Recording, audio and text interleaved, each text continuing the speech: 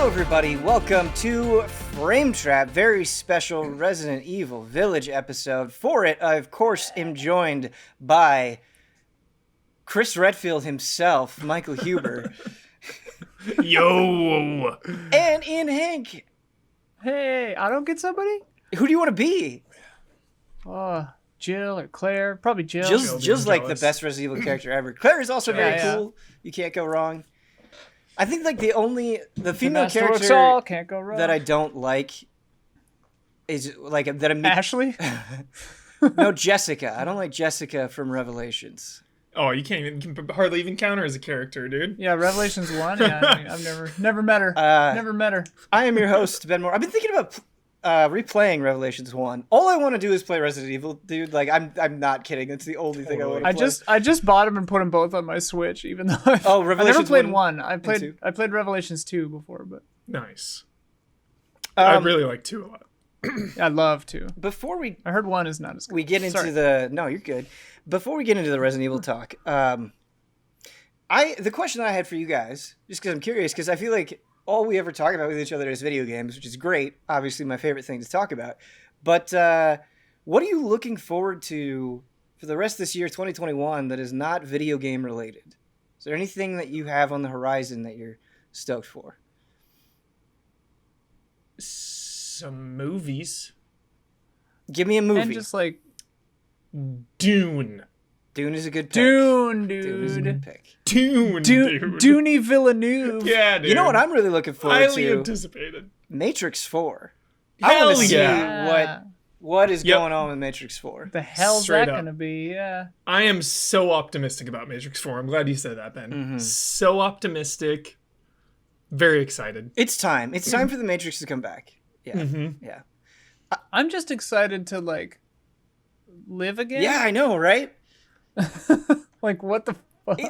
Like honestly, what it kind of feels like is, you know, when you were a kid and you didn't have like a great concept of time, and you would go to school and you're like, this feels like an eternity, and you just like, and then when the bell rang and you got to go out of school, it was just like the most liberating feeling. That's kind of where we're at right now, I feel like. I've got senioritis real hard. Like I'm ready to graduate out of pandemic.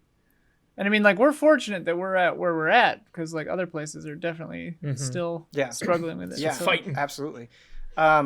Huber, I'm also really looking forward to Spiral from the Book of Saw.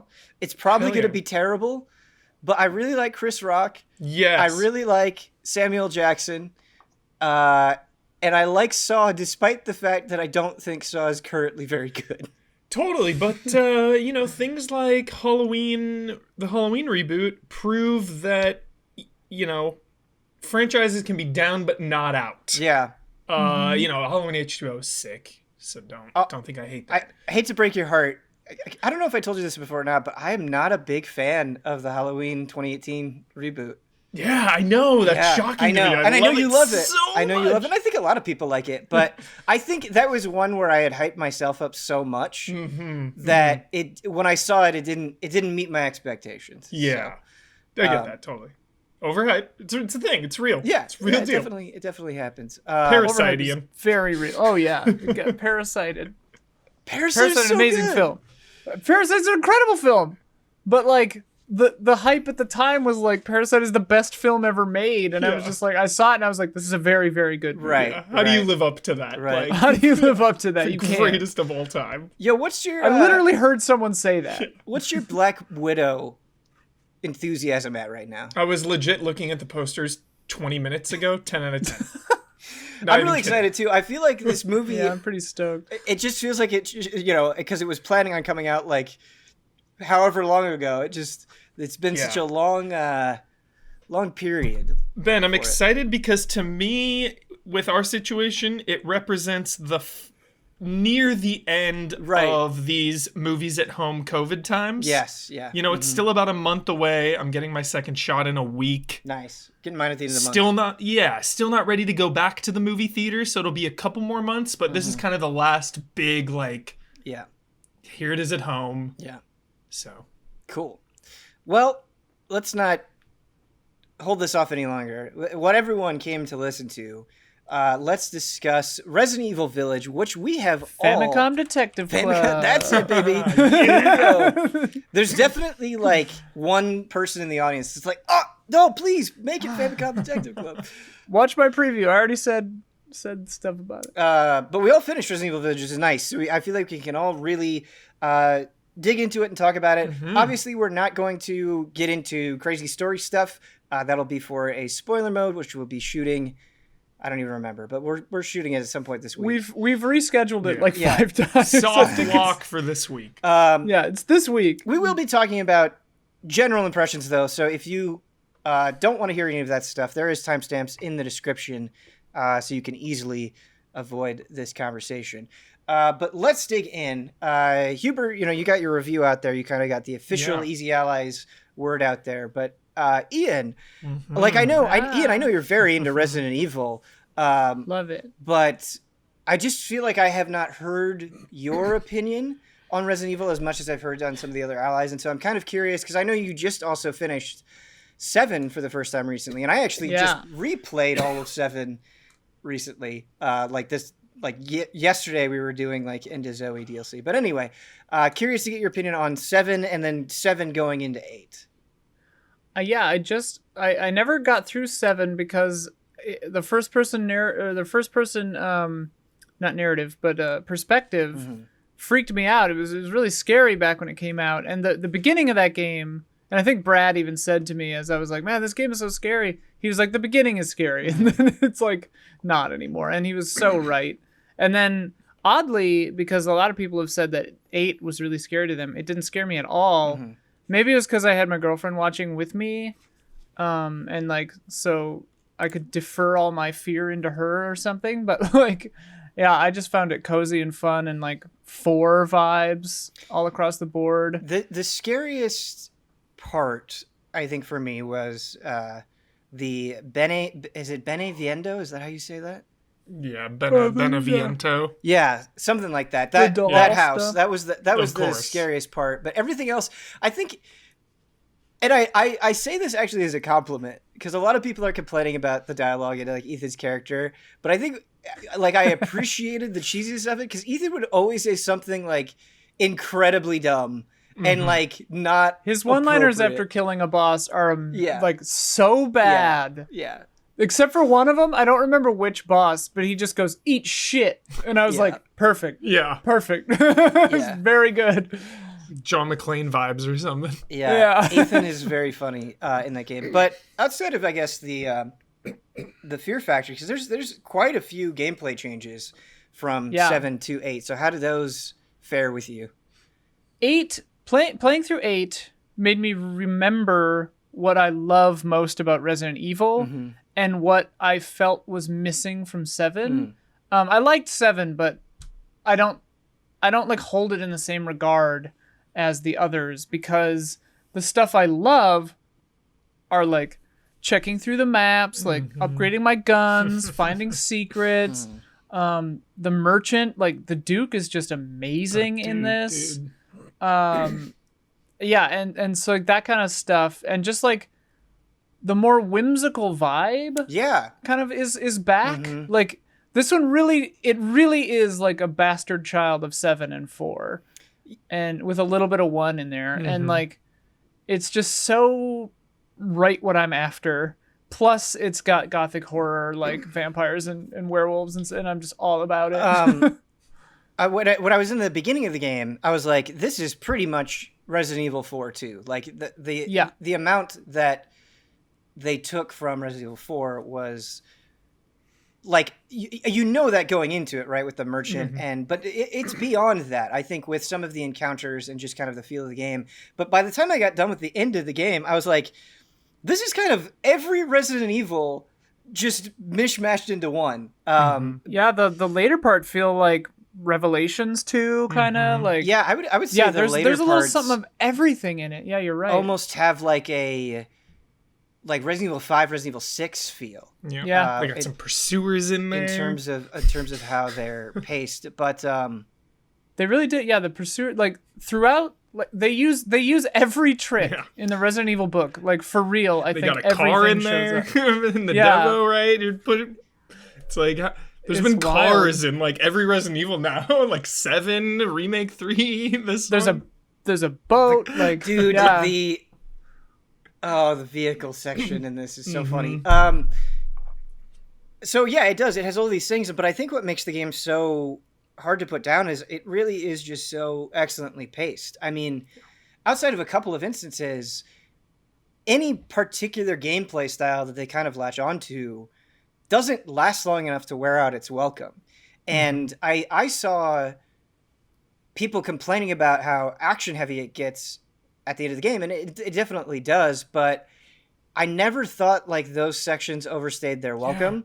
And I think the combat is so satisfying on a fundamental level that even when things were really action oriented, I think the mechanics of the game really carried it forward. Yeah, and they're so deliberate, the encounters at the end, you know? Like, you're shooting a lot, obviously, but it's like one or two enemies coming at you in tight quarters. Oh, like, and I love how fast some of the enemies are. Yeah. Well, and that's kind of a Resident Evil, like, thing. Yeah, like, exactly. even, I think, like, even back to 2 and especially 3, like, they start as survival horror and end as action. Like, kinda. Even the original fixed cameras, I think of, like, so much action. Like the original Resident Evil 2, there's a lot of action in that game. There's a lot of shooting. And because you've upped your arsenal. You've like, you know, so like you're more powerful by the end of the game. Comparing it to 7 and having 7 be fresh in my mind, I feel like my own evaluation of that game has gone up even more. I really do like that game. But to your point, Ian, I do sort of agree, because like the weapons that you have in the game are just sort of what you have. And I feel like you don't have as many interesting decisions to make as you do in 8. And I honestly think they've pretty much perfected the upgrading and how it feeds into every other element into that game. Because whether it was like me getting to the Duke and upgrading my weapon, like I would really be like, I could see multiple cases here. Like, I feel like I'm using pretty much my entire arsenal depending on the situation. And so what I upgrade, and things are expensive enough that it's like a real decision. And then that would also kind of, that same mentality would carry over to the crafting as well. Especially in the later in the game, where I feel like because it is more action focused, you kind of need to rely on the crafting even more. And like, just times when it's like, I should have crafted this instead of that, or this would have been useful here. And I love that. I think those decisions really keep you invested in the moment to moment and prevent you from going on autopilot. Totally. The chem fluid specifically, I think, is balanced really well, as are the herbs. You know, I never had too many health potions. And like sometimes when I did have a lot, I would then all of a sudden find myself like, oh, I only have like couple left, gotta watch out for these. And yeah, same with the chem fluid, Ben, like you were saying, just because that's how you make like shotgun ammo and health. So having to like prioritize between those two things, I loved that. Yeah, was always so nerve-wracking. Yeah. And it seemed like they balanced it well, where like you're feeling flush and then you get into a scenario where you're like, you use almost everything and you're like, well, all right, like, oh, shit. Back to square one. And Huber, I also love when I feel like the game is teaching me without like, you know, getting in my face about it. And for the most part, I think hardcore was a really satisfying experience, because I felt like the game was teaching me like, okay, like shotgun ammo is pretty hard to come by. So you can't just use the shotgun. Like what you want to do is you want to use the shotgun, knock them down, and then finish them off with the pistol, where you'll have more plentiful ammo. Or being like, hey, if you use an explosive, really make sure you get value out of it. You know, use it on big groups to thin them up and spread them out. And throwing so just a pipe bomb in a group. Pipe bomb in a group is so good. Yeah, it's very, very good.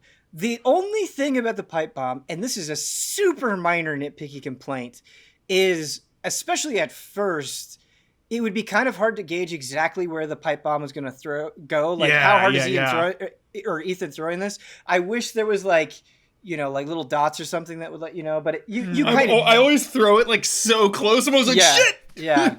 Panic. And it's really not that big of a deal, because you do get used to it, but yeah. Nice. What did you guys think of the treasures and puzzles and stuff like that? I loved it. The treasures were fantastic, Hubert, and I that's something I wanted to bring up because I loved scouring this game. It was so much fun, and I think they really did a nice job of giving you things that were kind of right in your face, and having like going into a room and having like a few like glowing things here that you could shoot down, but not overdoing it to the point where it becomes a pain. And like the village is kind of a labyrinth enough that it's like kind of a struggle to get through, but it's not so sprawling and big that like when you get done with one of the 4 lords, you're like, oh god, this again. Like you're excited to do it because it's the perfect size. Yeah. The puzzles I think were pretty bad. Oh, okay. I think the reason I say that is because I think in an IGN interview or something like that, they were like, we're really proud of the puzzles and we really think we fit the right balance. And like, I can barely tell you any puzzle that I had to put like even a second of thought into. The blood draining, the statues. The statues. Yeah, you have to like move some statues. But they like there's like that note that's just like this is what it is. I mean, like that one I fiddled around with for a little bit for sure. That one, yeah. But and then there's like a cool like fuse one when you lower the water, just like having to like twist the thing kind of. Oh, with the boxes. Yeah. And then there was the cool one. I remember there was like an optional one for treasure where you had to like move the boxes up. There were like a bunch of switches. I did like the ball. Yeah. Like that was fun. The ball. I love the labyrinth. That was the labyrinth fun. Ones. Yeah. There was a good variety. I felt like. Yeah, I just feel because I was doing some banned footage from Resident Evil 7, Hubert, and the bedroom take. Yeah. Tricky as hell. It is. It's super tricky, but it's really satisfying to figure out. And I was playing Resident Evil Remake as well with Chris, and I think the puzzles in that game are really satisfying. And so, yeah, but saying they're bad is probably like too harsh, but they weren't high points for me. They felt more like roadblocks rather than like, I didn't have that moment where I was like, dude, I feel so clever for figuring that out. I didn't have that moment. Got it. Yeah, they didn't seem like puzzles to me as much as just kind of like lore-based door opening mechanisms. Yeah. Which were I thought they were fun, but yeah, I was like when you were saying puzzles, I was like I only really thought about the labyrinth mazes. A couple flame ones too. You gotta like lure the one to get that coffin open was the weirdest one. Yeah. Where you had to like kind of think about it. That was like the only one where I was like, how do I get both of these to do this? Yeah. What I did love, and gosh, it was so hype, because it'll mark like super valuable treasures on your map. And there's that grave, right, where you have to like put the nameplate there. Yep. And when you put the nameplate on my first playthrough. When you put the nameplate on, you have just this incredibly difficult fight, like this super boss basically. And when those moments happened and you're like burning through all of your resources to try to get this super valuable thing, I loved that, man. Like that kind of stuff made exploration so incredibly satisfying. Yeah. So well, and you know that the treasures are really well balanced in a Resident Evil game or any game like this when like the reward for a challenge like that is just a sellable item and you're like happy about it. Yeah. Like it doesn't have to be a gun every time. It doesn't have to be a thing like cuz you want the lei or whatever they're called, the money. Yeah, it's really good. And I love the idea of the combinable treasures. Really making you.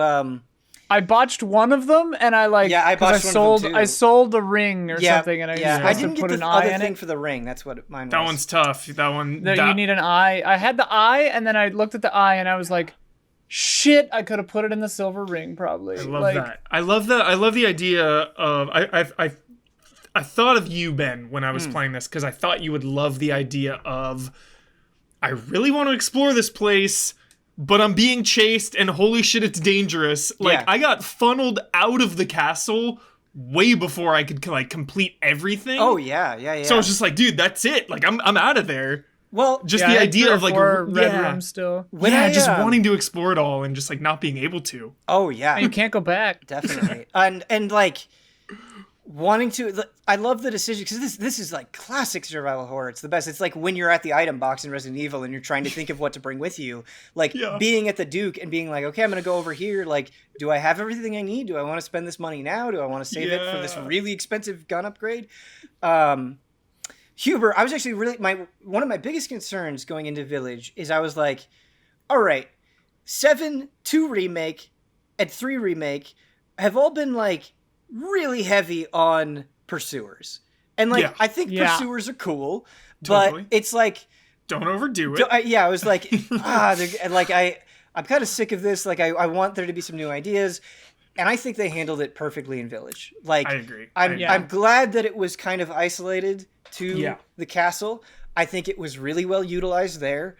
And it didn't overstay its welcome. So I was way okay with it. I agree, dude. Pursuers are, I mean, Huber, you know this. Pursuers are not my favorite element in Resident Evil. I actually kind of don't like it.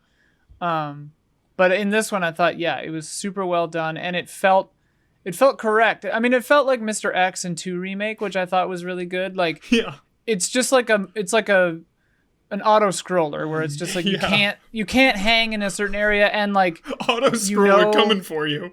You like know the danger zones, so it really gives like a certain kind of intensity to certain parts of the castle where you're just like, oh god, like I can't be over here. Like it's funny. So much fun, dude. Plus, I mean, it's Lady Dimitrescu, so like hey. Even though I'm more partial to the daughters personally. They were so cool. From a thirsty standpoint.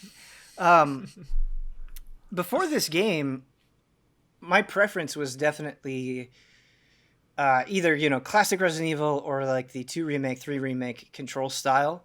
I just love the way that those games felt. After Village, I'm not sure I hold that opinion anymore. Like I am way into what they're doing control wise and perspective wise with Village, and it just felt so good. And I think the guard is much better utilized in this game. I just think it's more necessary, especially since how fast some of the enemies like the Lycans are.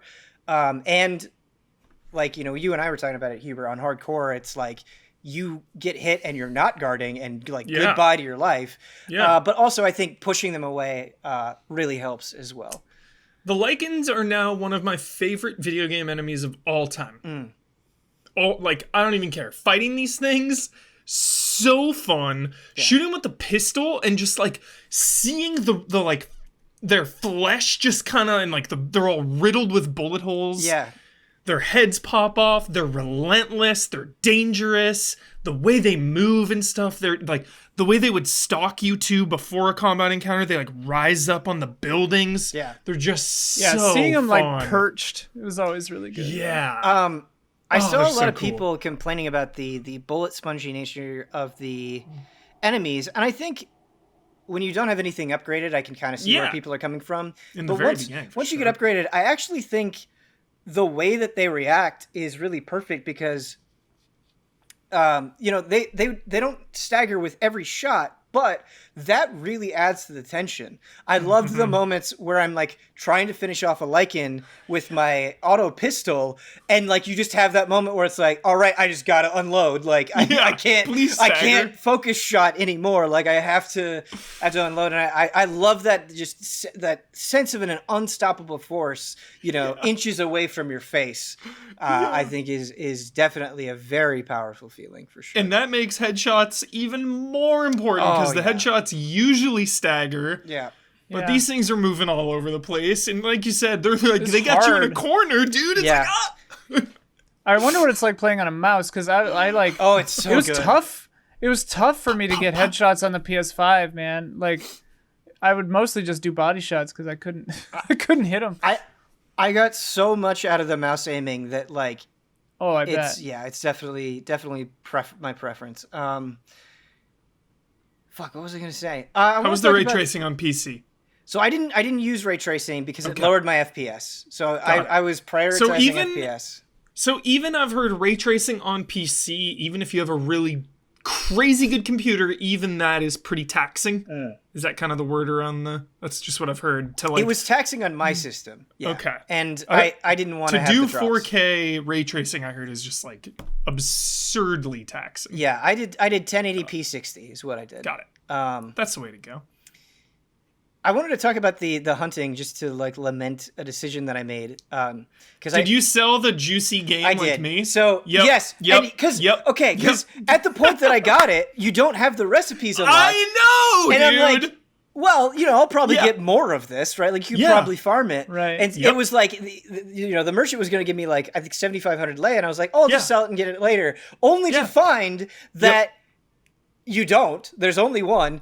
And two, it's for the large health upgrade. And you're like, damn. I know, dude. Luckily, the game was fine without getting that meal. But I was really worried. I was even thinking like, dude, should I restart? I definitely had a panic moment. I was gonna tell all of you. I was gonna be like, yo, pro tip. Yeah. Don't sell your food. But I'm like, nope. Spoilers. Nope. Not doing it. Not doing it. Yes. Yeah, I didn't know there was food at all until like late in the game, because I normally don't kill innocent things unless they attack me, and so I didn't. The blue those crows. The juicy game was the first thing I Wait a shot minute, because you play like Monster Hunter. I feel bad about it. All right. But the juicy game was the first thing I got because it was just so conspicuous. I don't want to say what it is, but like the thing that it is so conspicuous. I was like, all right, I've played 4. Like obviously I'm supposed to shoot this. And then I saw the thing and I was like, oh, and then I went through and just killed every animal. Nice. And so I got all the meals. I was very proud of myself that I had gotten every special hunt animal before I found the photograph of them, which was fun. Good shit. But yeah. Yeah, the meals are cool. I like that there's not too many. Yeah. Mm-hmm. And like you said, Ben, just the pacing is so perfect.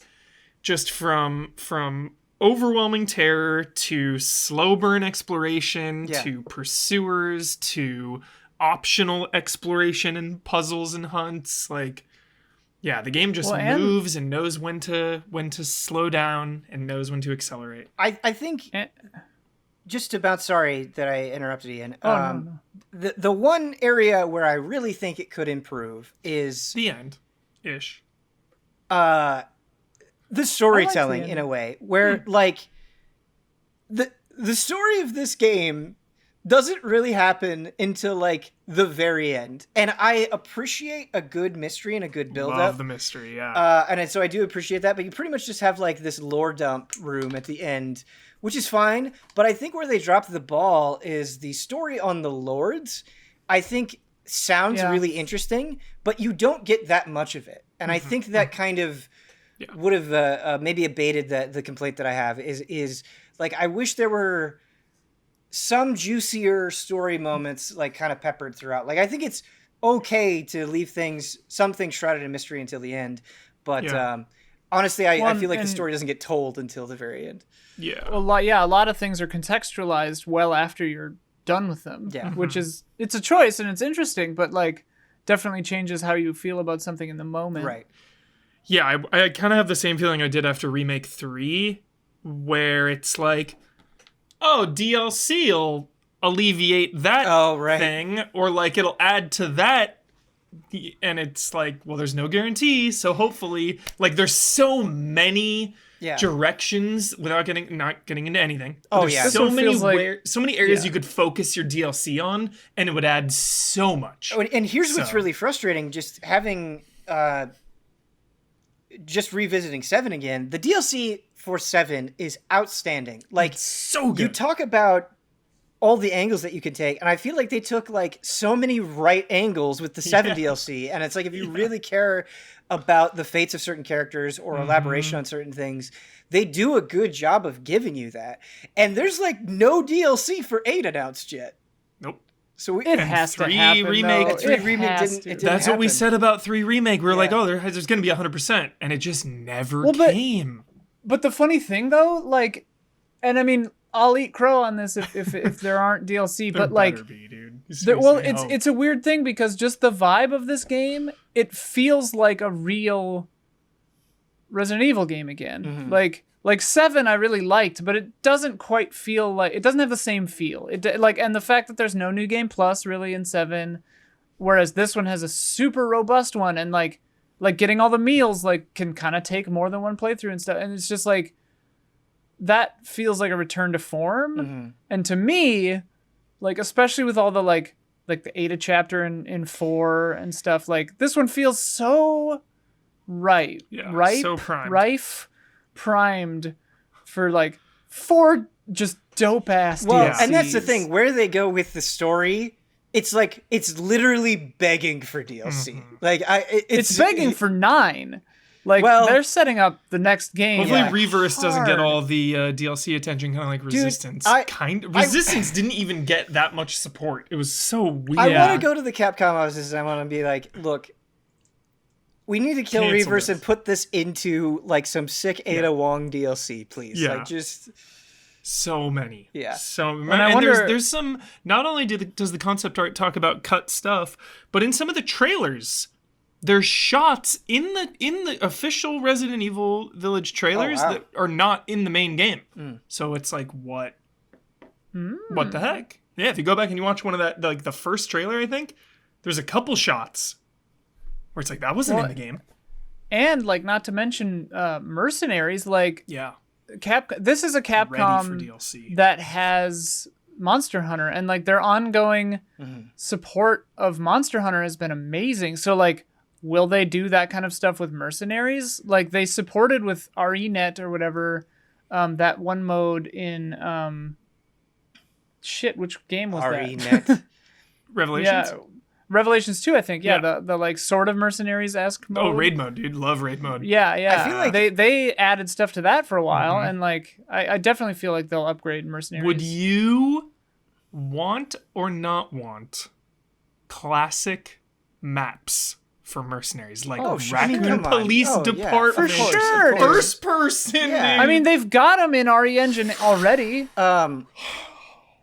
Man, maybe this is just my experience, but I feel like every time I've had to interact with RENet, it's been like, not great.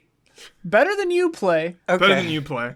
by a lot. Better than you play. Going back to kind of the design and the exploration, I really think they nailed kind of the hub structure so well. And I think part of that is when you would go and you would do something, I feel like you would get multiple things out of it. Like going after a treasure, you wouldn't just get that treasure, but you'd also do some like hunting or like, there would be some other thing that you would kind of find along the way. Some hidden goat collectible or something. Yeah, exactly. And so it felt like, whichever direction you kind of darted off into the village, it felt like you were accomplishing a lot.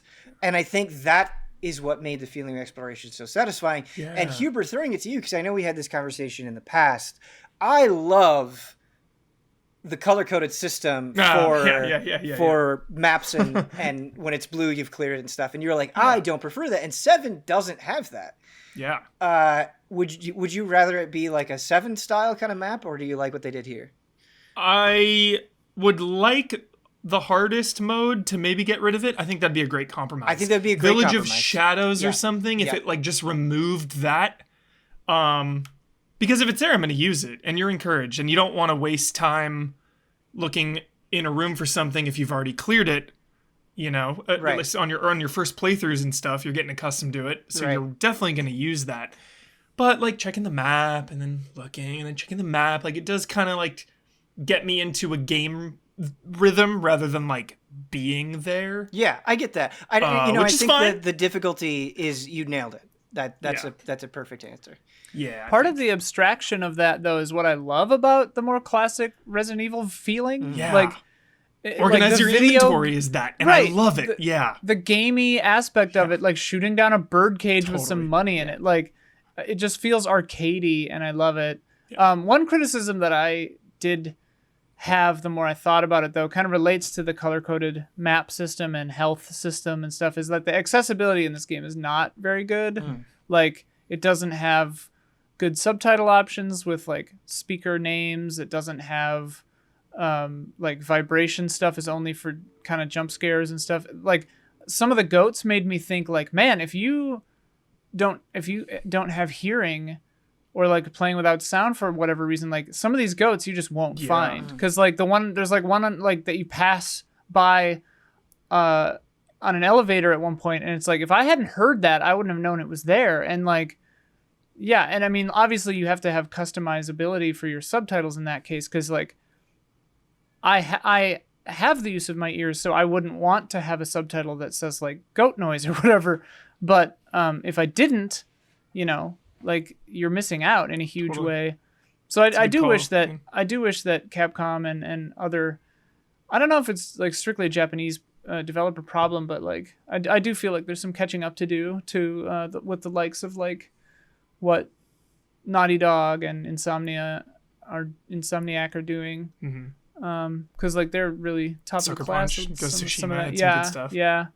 Like for it's sure. Just it shouldn't be a given now. Yeah. It shouldn't be a question anymore. Totally. But I mean, like, even the visual that's options, like my only complaint. Even the visual options, there's like nothing you can really do. You can turn ray tracing and HDR on or off and mess with the brightness, and then obviously on PC the graphic settings are substantial. There's a lot of sliders and toggles and things. And Capcom does this really great thing on PC where it'll tell you what it's taxing and how much it's taxing when you change it. That's and cool. Capcom has been, specifically with Resident Evil, doing a great job on the PC versions. This is also, I think, one of the few games in like a while, or at least that I can think of off the top of my head, where I'm like, I wish this was longer. I could take more. I could take more of this. Like, and I don't even think that's been a short. Huge debate. But it's been a huge sticking point, Ben, for this game. Oh my gosh! Is right before too long, or no? It's not. Right before, just before the game came out and before the reviews were posted, a lot of people. It's like this huge thing about game length again, and like 10 hours is too short or something for a video game, and then we were just talking about, you know, and then it spiraled into Resident Evil length and replayability, and I think it became a whole big thing. Yeah, I think that's how they do a good job with the replayability, with all the options that you have. You also have Village of Shadows. You also have Mercenaries, and so I think there's plenty to dig into. It's just what I'm saying is, I loved it so much that like more. I want the DLC yesterday. You know what I mean? Yeah. So it's totally really a compliment to the game. Yeah, it took me 15. I went slow. Yeah, I went slow too. It took me about 15, in 17, game or real life. In my game time was like 12:30. Oh wow. But I died a bunch. Mine was 10 and a half. The clock stops when you do everything. When you're in the Duke's shop, when you're messing with your inventory, obviously when you're paused, when you're reading documents, like so. Super incredibly minor thing, but when you get close to boxes, it's nice that you don't have to equip the knife to break them. You can just hit a button to break them. But especially later on in the game, the break icon would come up, Ethan would swing, and he wouldn't hit anything. And it's like, whiff. Yeah, it's like, why would you have the icon available if he's not going to break the box? Yeah. So that was. I just always had my knife out because I thought it was faster, and there are some things that don't have the icon that you can break, and they drop like a couple $100, couple hundred lei. I always broke it manually too, but like there was one scenario where like we're playing fast and loose with spoilers kind of, but like there was a segment where there's like a trap and like there was a box to break, and I died the first time because I was trying to push the break thing to like break it, and it got me killed because it didn't work, and then the trap breaks it, you know. So, but it's just like, all right. Funny. That's like, funny. Oh, I know what you're talking about. That trap. It took me a few times because I didn't realize that there was a hole you were supposed to go into. Yeah. Watch Brad stream, dude. He gets it on the first try. I was like, nice. What? Nice. Yeah. Like, I got it on the second try when I wasn't trying to get into the boxes, which I count as my first. Obviously we'll talk about it in the spoiler mode, but I just want to get kind of a quick impression here. I got really into the lore of this game, and I've been getting more into the lore of Resident Evil. And needless to say, the story in this game is bonkers. Like, there are just some things that happen that are absolutely crazy. Huber, as kind of like a long-time Resident Evil lore aficionado, was the story satisfying for you? Full stop, yes. Yes, full stop. But definitely some questions. A lot left open. Yes. And I'll tell you... It's not a full stop if you say but. I know. Because I just want to make sure that, like, I'd love it. Yeah. You know, obviously have my little questions and nitpicks, but the only thing I didn't like was kind of Heisenberg. You know? I think Heisenberg might be my favorite lord. Yeah. I liked Heisenberg, but maybe just because that whole section goes on a little too long. But that was like the first time through, that was my only kind of like, but then I've beaten it twice now. Mm-hmm. So then on my second time, I was like, I liked it a little more, but initially Heisenberg I thought was kind of like whatever to me. I think he takes a second to warm up to, because you're not certain of the tone of the game at first when you meet him. Yeah. And so like he's almost like Shakespearean in a way, so like it takes a second to like get used to it maybe. Totally. I think the reason why I liked him so much, and I can definitely see people complaining a lot about the factory, but I loved the factory. Even though it was way longer than a lot of the other parts of the game, I loved it. I thought it was so much fun. I really liked the enemies that were there. Yeah. But what I like about Heisenberg is what he wants, and his kind of position is very different from the other three lords. Mm-hmm. And I like that about him. For sure. But how do you feel about Ethan Winters after this? I love Ethan Winters. I like him. Loved him after 7. I know a lot of people didn't, but liked him a lot after 7. What I like, and I'll try to be careful not to get too specific on this, but I like that this game made a lot of stuff make more sense about 7 and this game. Like, a friend of mine isn't finished with it yet, and he keeps bitching about certain things, like, it's like, this is like absurd, like just like, I can't really specify, but like, I wanted to say, like, just keep playing, like, everything gets explained, like, they kind of account for everything, which is sort of cool. Answers and questions.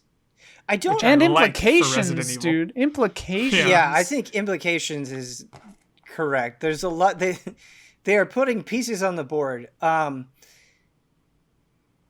don't understand the complaints that like anything in Resident Evil like is too absurd. Like, full stop.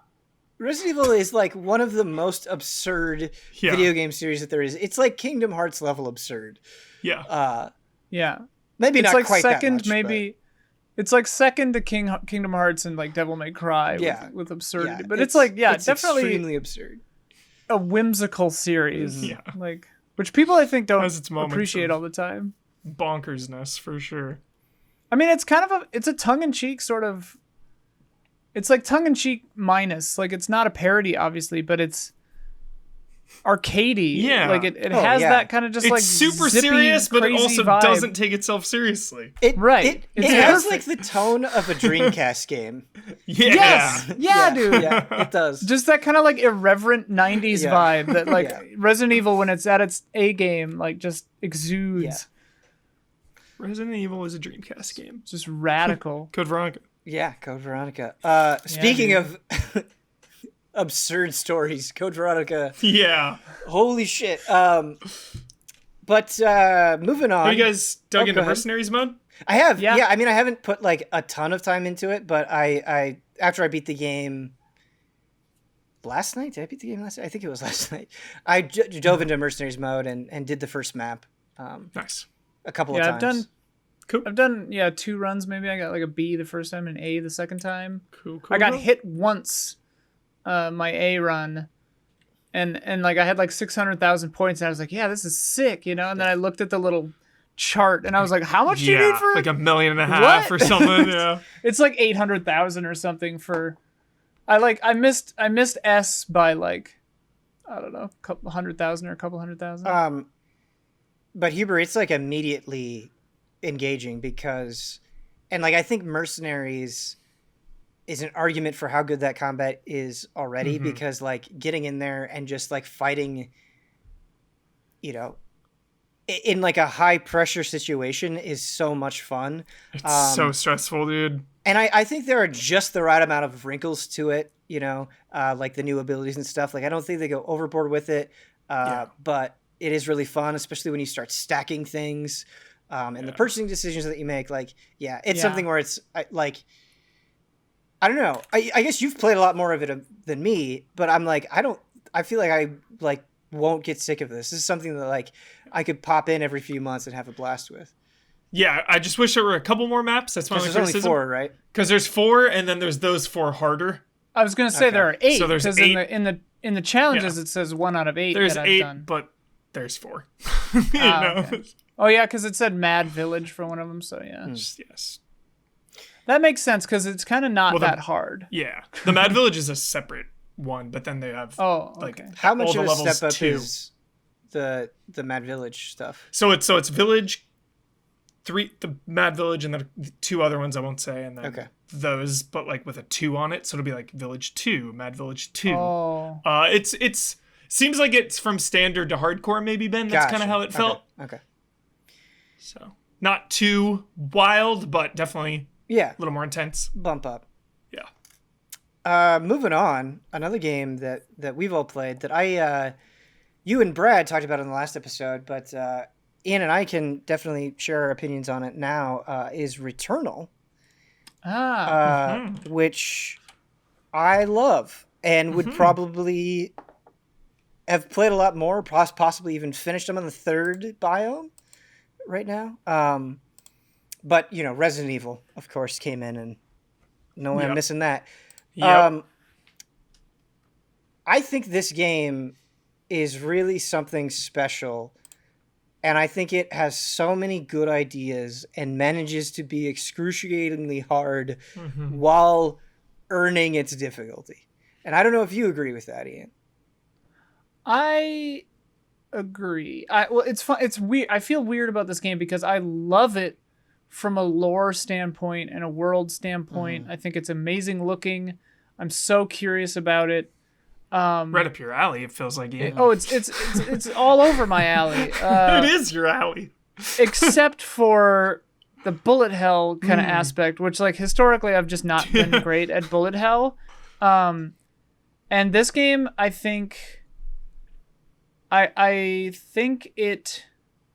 find it more frustrating than I expected to, and I think that's because it isn't like Hades, where like every time you die in Hades, it like is still exciting to like, because you learn new stuff. Like almost every time you go back to the hub, like something different will happen, and it doesn't make you feel like you suck at it. And like I think I've only died like 10 or 12 times in Returnal, but already after like 5 or 6 times, the little intro is repeating. And the first time that happened, I was like, oh man, like, okay, like the house is still locked, the intro's repeating. Like I'm literally not going to get anything new until I beat that first boss, I guess, which kind of just felt weird. It like took the wind out of my sails a little bit. Yeah. Which is, I don't know. I get that weird. Because it's so punishing with deaths. You know, I'm so used to roguelites, at least. Even, you know, you do a run and it lasts anywhere from 10 to 50 minutes, whatever kind of roguelite it is. But like, oh, okay, I died in like Rogue Legacy. I'm getting some coins to pump up a shop. Or Hades, I'm getting some gems or the purple fragments to get a little extra health or something. And yeah, Returnal just giving you the ether is brutally hard. I disagree. I disagree with this because in a way I think it's actually better than other roguelites that I've played, because with Hades, I got to a point with Hades where it was like the first area is just not fun to do anymore. Like it's just not a problem, right? And so it just feels like, you know, like I have to eat my vegetables until it gets more difficult. And I was really worried about Returnal because runs can take a very long time in Returnal. And in fact, I got to the 3rd biome, and the only thing that I could do, I was like, okay, I need to go to bed. I need to stop playing this. And the game's like, hey, put it in rest mode. I put it in rest mode. That night it updates. I lose that run. That was like such a good run, which is really frustrating. So I do wish there was a way to why not have a save? Yeah, like, why not just have a mid-run save? Why is there not assholes? a save and quit? Like it's ridiculous. Right. Yeah, and like there's no reason to do that. Yeah. Honestly, it's kind of absurd. But hold on, sorry, real quick. I just want to get this point out there. What I like about Returnal is even when I'm starting over, and you're right, they give you almost nothing at the beginning again. You like it, or less than I think other games that we're talking about.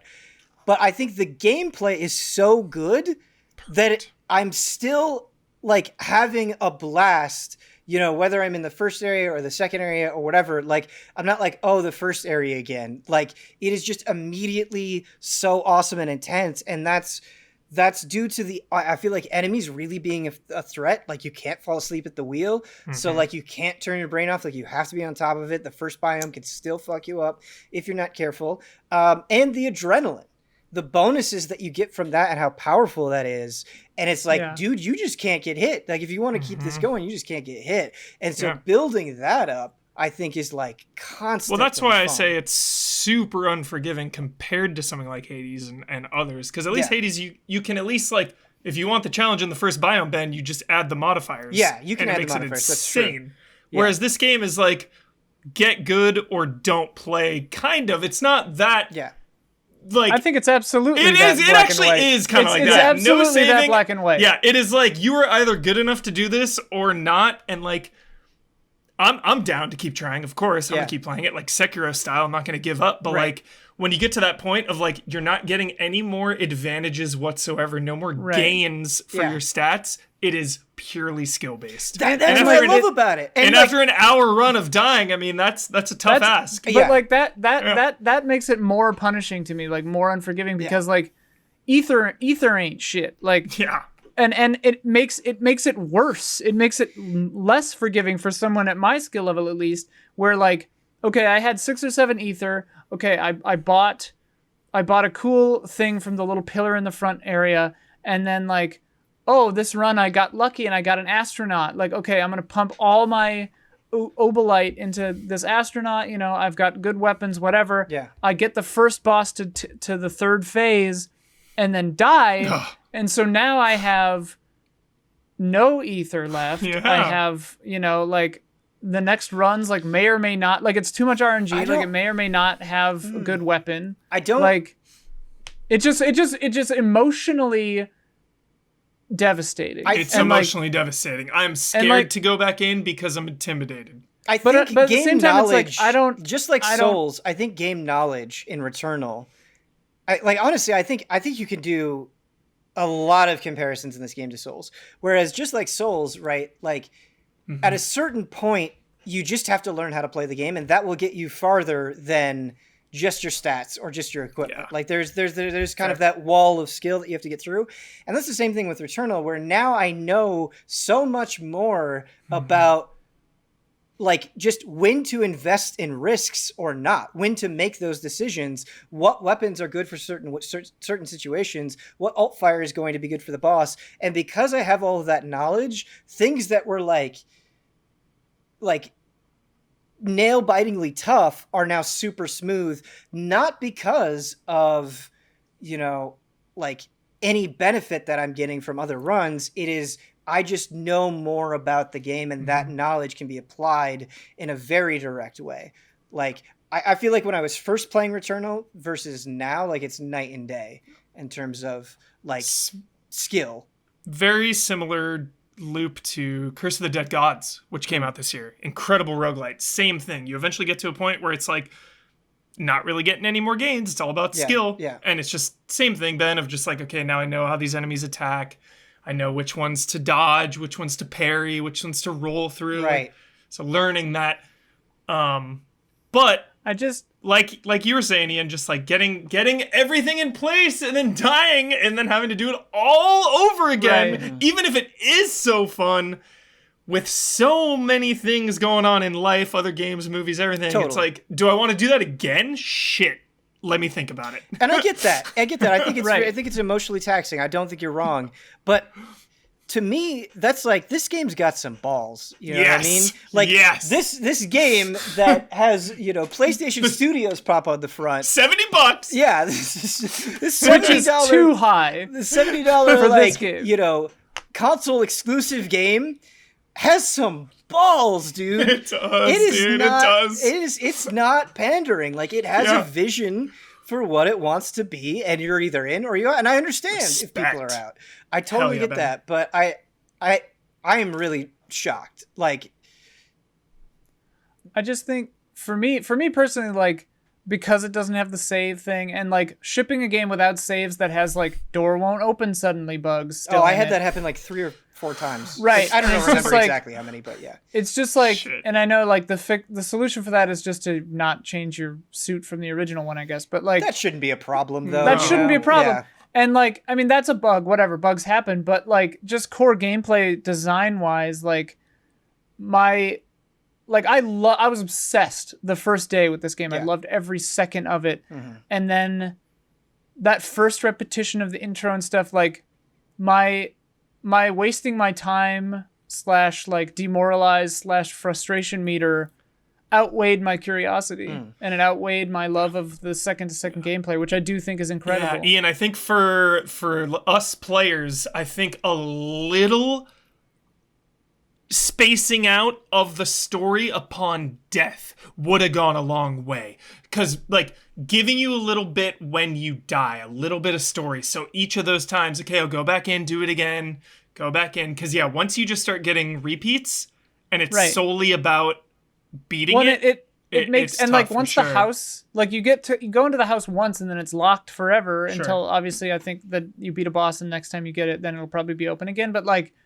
what the game is telling me is that I'm not good enough, and it just like feels the game is telling you that you're not good enough yet. It says at the beginning. It says at the very beginning of the game that you will need persistence. Yes. But then what I say, but is it though? Because what then I say to the game is like, I don't owe you anything. Like, life is short. I mean, like, fuck off.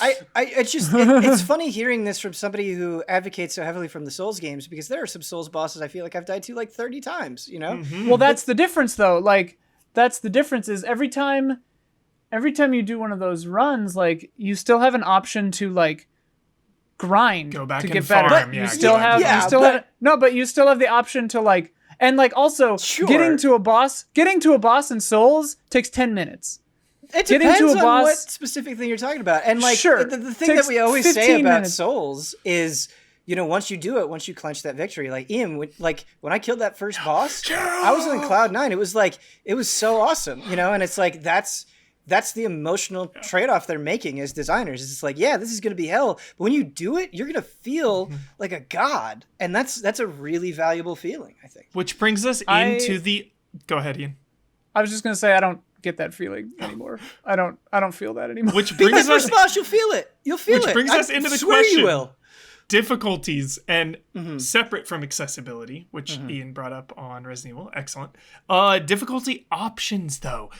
It's just such a it's like Game Pass for me. It's such a fascinating thing, because it's like, we all have different skill levels. So like, if we could put it on, like, if there was a casual option for Returnal, would it be compromising the creator's vision if that casual mode was the equivalent of Ben playing normal? Do you know what I mean?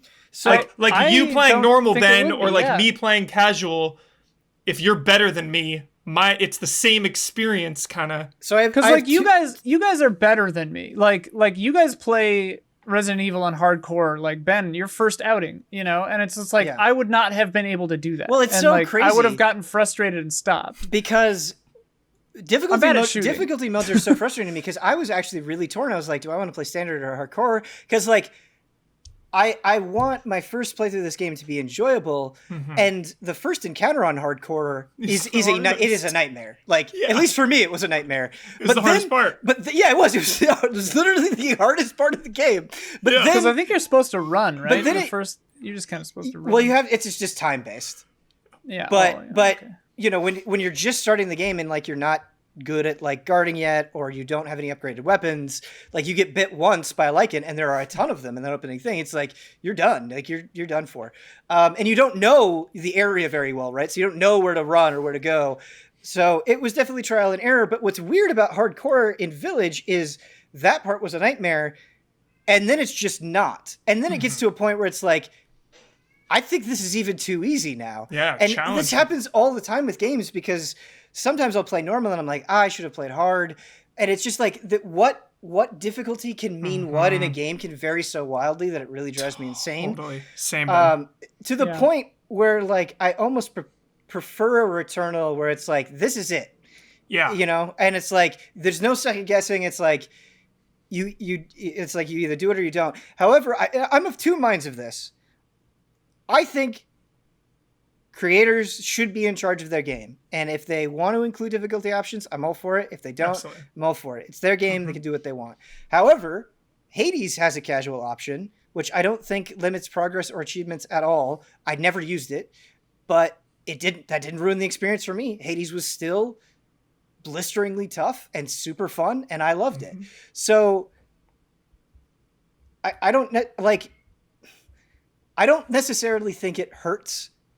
And I definitely think we're kind of at that point in the industry where I think developers are having those conversations and they're trying to hash it out. It is funny because like philosophically, I definitely agree. And I mean, for me, the big thing is accessibility. Like if a thing like the timing or whatever of a game is just makes accessibility worse, I definitely think that needs to be addressed. And like for this game, I would for sure knock it down to super easy, because like I care more about the story and the world than dumb orbs flying all over the place. But I mean, again, traditionally, this is a me thing. I'm not great at bullet hell. I'm not super great at shooting. If this was a melee game, I'd be loving every second of it, and I'd probably be better at it. In this game. The melee's super good, but it has the cooldown, you know? So like you can't, I find myself like getting into problems because I want to melee things and then I get killed.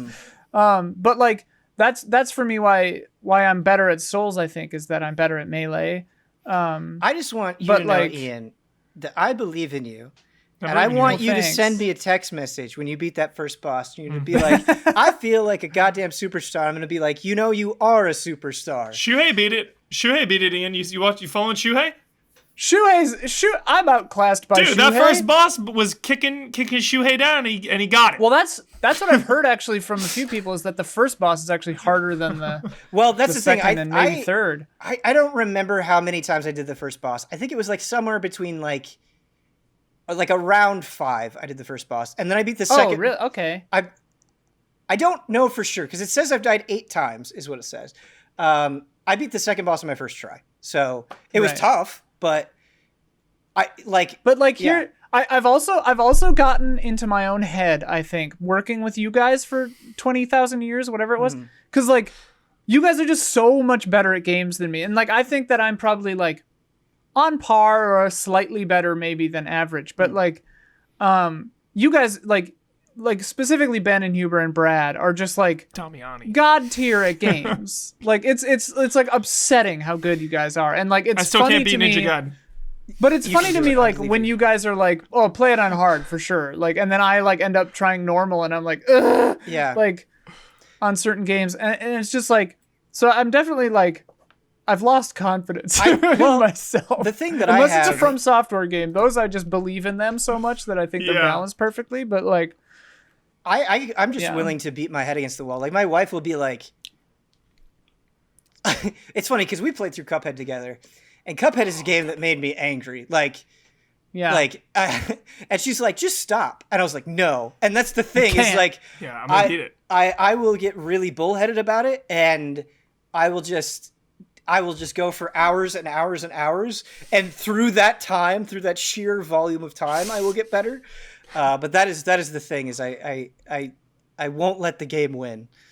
It's funny. I've gotten to the point where I think From Software I trust so much that like I'll give them any amount of time, but like most other developers, and this is again a me thing, not any comment on Housemarque or anything, because obviously this game is incredible technically and very well balanced, but like I just find myself being like, all right, well, I guess I'm not good at this right now. I think in a way Sekiro's harder than this. Sekiro is the hardest From Software game. Yeah, Sekiro is definitely the hardest From Software game by far. Really hard. But like, it was funny. You set me up and then hit me back down again because you were like, well, I did the first boss 5 times and I've done it. I've attempted it 3 times and definitely like gotten better each time. Like, if I did it again, I would probably beat it because I got it to third.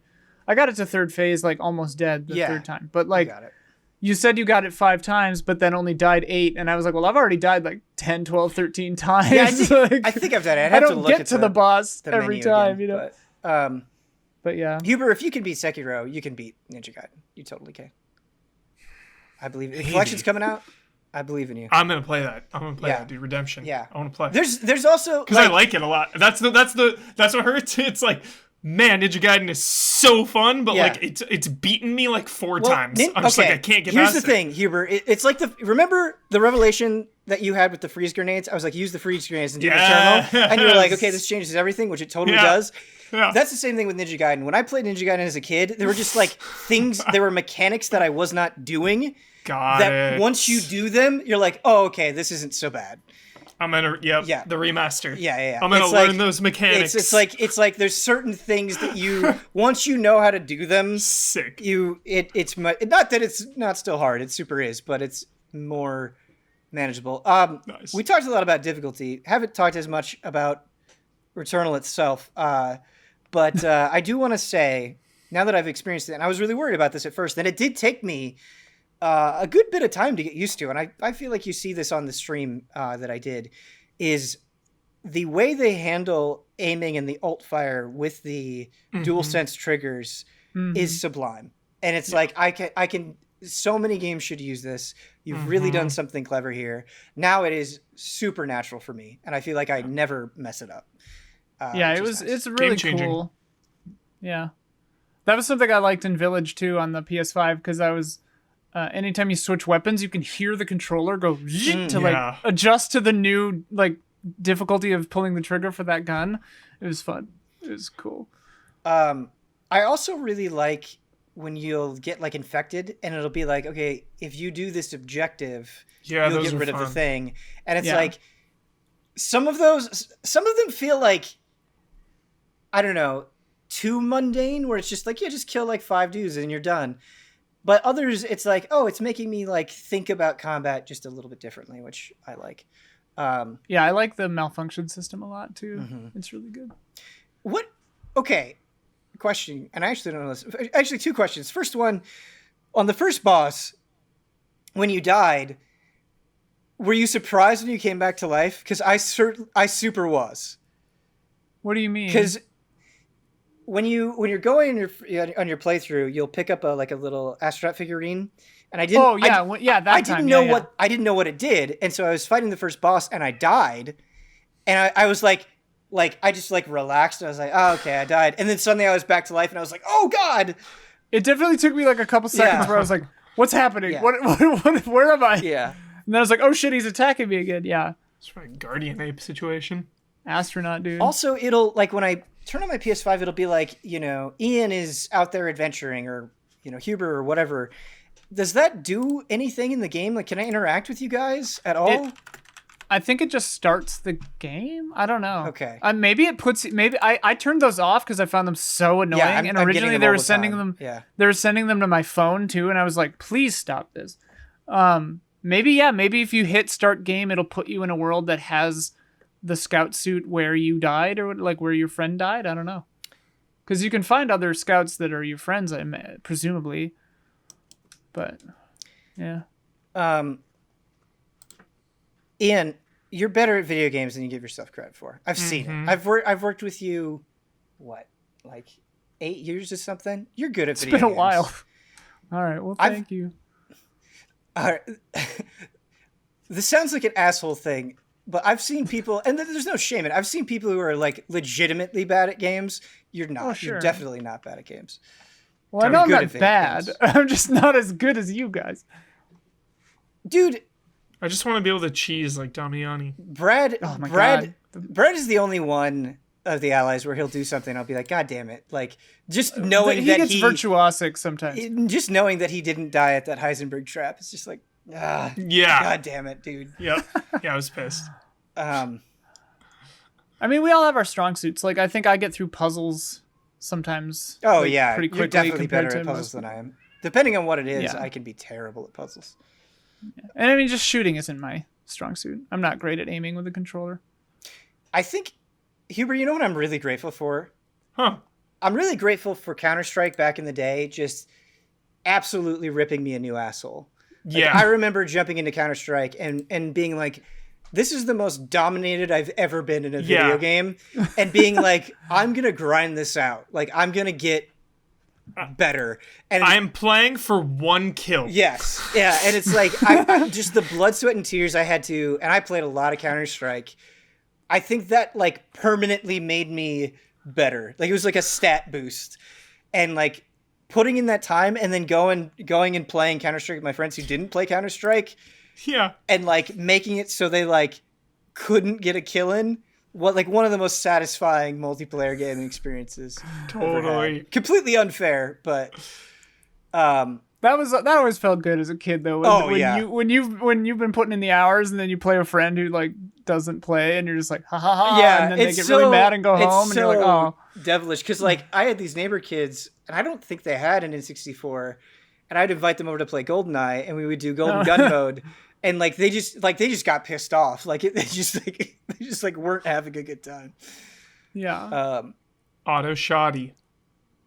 Was that your go-to in Counter-Strike? I never did the auto to shotty. get a kill when I first started, when I first played. I was like all M4 all the time, M4 AK, pretty much. Yeah. But it's that time of the show.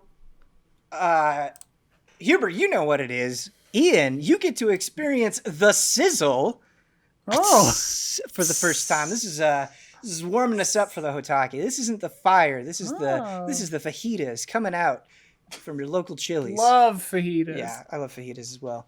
Haven't had a good fajita in a long time. That sounds really good. Maybe tonight. I've been eating chicken bowls from a taco place near me like almost daily. That sounds delicious. For like does weeks. sound. I love it. Oh man, Ian, I got to tell a story because you and I were in San Francisco for some gaming thing. I don't remember what it was. Maybe it was GDC or something. Yeah. But like your food habits came out in a really interesting way, because we like went and we got Chipotle, and then it was like the next meal, and you were like, "Do you just want to do Chipotle again?" And I was like, "What?" Like, and it was just like it spoke to like how you think about and feel about food, where it was just like, let's just get it over with. It's just nutrients I gotta get in my body so I don't get a headache. That's all it is. I don't know. That was really Jones funny wants to me. there to be pills that just like make you full. I don't understand Jones and that. Jones and I both don't like eating really. Food is one of the greatest joys in human life. Like it is. You savor a meal, Truly Ben is. Moore. You I take do. your time and savor a meal. Everyone I've ever known has made fun of me for how slowly I eat, and it's true. I do. I remember back in like the Game Trailers days, there would be lunches where everyone at the table was done and you hadn't started. Story of my life. That happens in every situation. I was just like, what the hell? I'm a little bit faster now, but it's still pretty bad. But for the SIZZLE, we get us warmed up before we get into the HOTTAKE, before we bring the fire. And I have a question that I want to bring out some strong opinion on, and that question is, for you guys, what is the most overrated Resident Evil game? Oh. What is the most overrated Resident Evil game? Damn. I mean, I refuse. No, you can't. You're in the SIZZLE. I played 5 alone. Okay. So for me, I haven't seen the hype of 5, but that makes a lot of sense. Like seeing streams and stuff with like Huber and Brad playing it, I'm like, oh, I fully just didn't do this right. So like, yeah. I mean, it's legit an impossible question for me because I truly don't think any of them are overrated. I think they get their fair due amongst the history of the medium, like 1 and 4, like remake and 4 specifically. are heralded as some of the greatest games of all time. Because they are. And then there's like all the other ones, kind of, you know, and Remake 2 obviously is entering that conversation as time goes on now. Yeah. But yeah, I just don't think any of them are overrated. Are there any that you think you like maybe less than the consensus? Definitely for me, Resident Evil 4. Okay. Why is that? Whoa. Yeah. I'm shocked by that. Well, because I like the fixed camera original ones always more than 4, 5, 6. Like, I just like that style more. Real quick, in comparison to, you know, the classic Resident Evil fixed camera style, which you obviously love, how do you feel about first person Resident Evil? Love it. I love all the eras. I love fixed cameras. I love over the shoulder, and I love first person. Okay. Yeah. For me, like, I think 7, having just finished it like a couple of weeks ago and all the DLC, like, I really liked 7, but it doesn't have that same kind of like cozy vibe that the other Resident Evils have. So for me, maybe 7 is like one of the ones I like less than the others. And it's really funny that you say that, because I think I was there with you with 7. Not that I didn't really like it or even love it. I did. Yeah. I had a great time. I liked it. Yeah, I was kind of like in the same thing with you, where it's like, oh, this isn't like a top Resident Evil for me. Playing it again, I think I'm just better at Resident Evil now, and I just think it was like a smoother experience for me, and it made me like it more because it had a really fast pace to it for me. Yeah, I hadn't played it in a couple years, and it had aged really well when I replayed it this year. I think it aged really well. I think it aged really well. Also, some of the DLC that I didn't dig into, like some of that band footage stuff is great and so much fun. Yeah. Really like that. I like the Blackjack one. Yes, dude. 21. 21, dude. Well, I didn't realize, because I'd seen it before, but I didn't realize that was like had some story context to it. I didn't realize that it was Lucas and Clancy and that sort of thing. And so that willingness to contextualize it, I think, made it even better. Totally. I will say, sorry. How to get the daughter's true ending is super convoluted, like to the point. It's tough. To the point where it, like, I don't know how. Yeah, I don't know how you get it without looking it up. Like, yeah. I definitely, when I didn't get it, when I played Daughters, I definitely looked it up after, and I was like, oh, okay. Yeah. It's like one of those things where you like don't feel bad. Yeah. Yeah. I'm like, all right. I read about it. I don't need to go do it. Yeah, the only reason I say 4 is because I still like 1, 2, and 3, and Veronica more. No, that's fair. There's no wrong answer. I'm looking forward to 4 in VR. I think it'll be really interesting. And weird. I'm gonna do it, man. Like awesome. I think it's gonna be so cool, dude. It's gonna be so cool.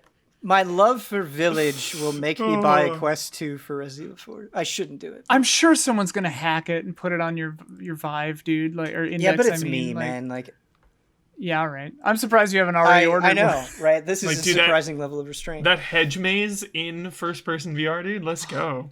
Just shooting the medallions. Like, it's weird that was the first thing I thought of. No, that's gonna be awesome. Like, I'm gonna ace these medallions. It's gonna be so much fun. Even just looking at the game completely differently, like those wells. Can I like look down in, like up close? I wonder, dude. It's gonna be crazy. Muddy water.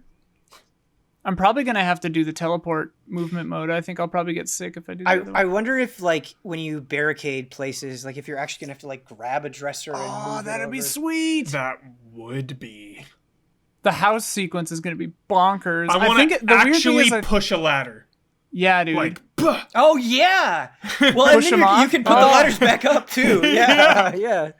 Dude. I think it's gonna be easier in a weird way. But we'll see. I think combat will be redesigned in a way, because like probably they said it would have to be. Yeah, it's probably they would probably have to decrease the number of enemies, because if you're using the teleport movement mode, it'd probably just make you too slow.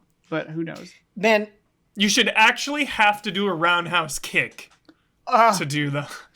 I'm curious to get your opinion on this, because like Resident Evil is sort of like a Zelda for Easy Allies, where like everybody's pretty into it. There are varying degrees on it, but there's a good, like, rarely is there a series where like this many people are like in the deep end with it.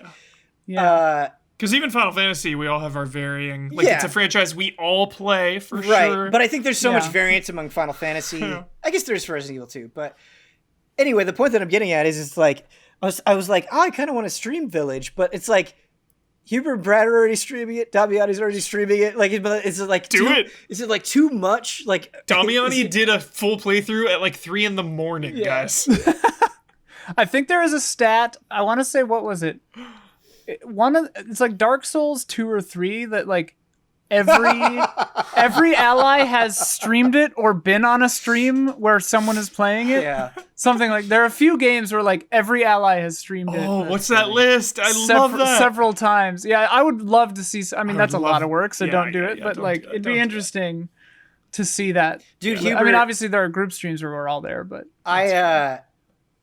dude, I'm going so deep down in this hole that I got a PS1 and PS2 emulator and got Resident Evil Dead Aim, which I'd never played before. Oh my god. And Survivor. And it's like, let's go. Apparently Survivor's only like 2 hours long.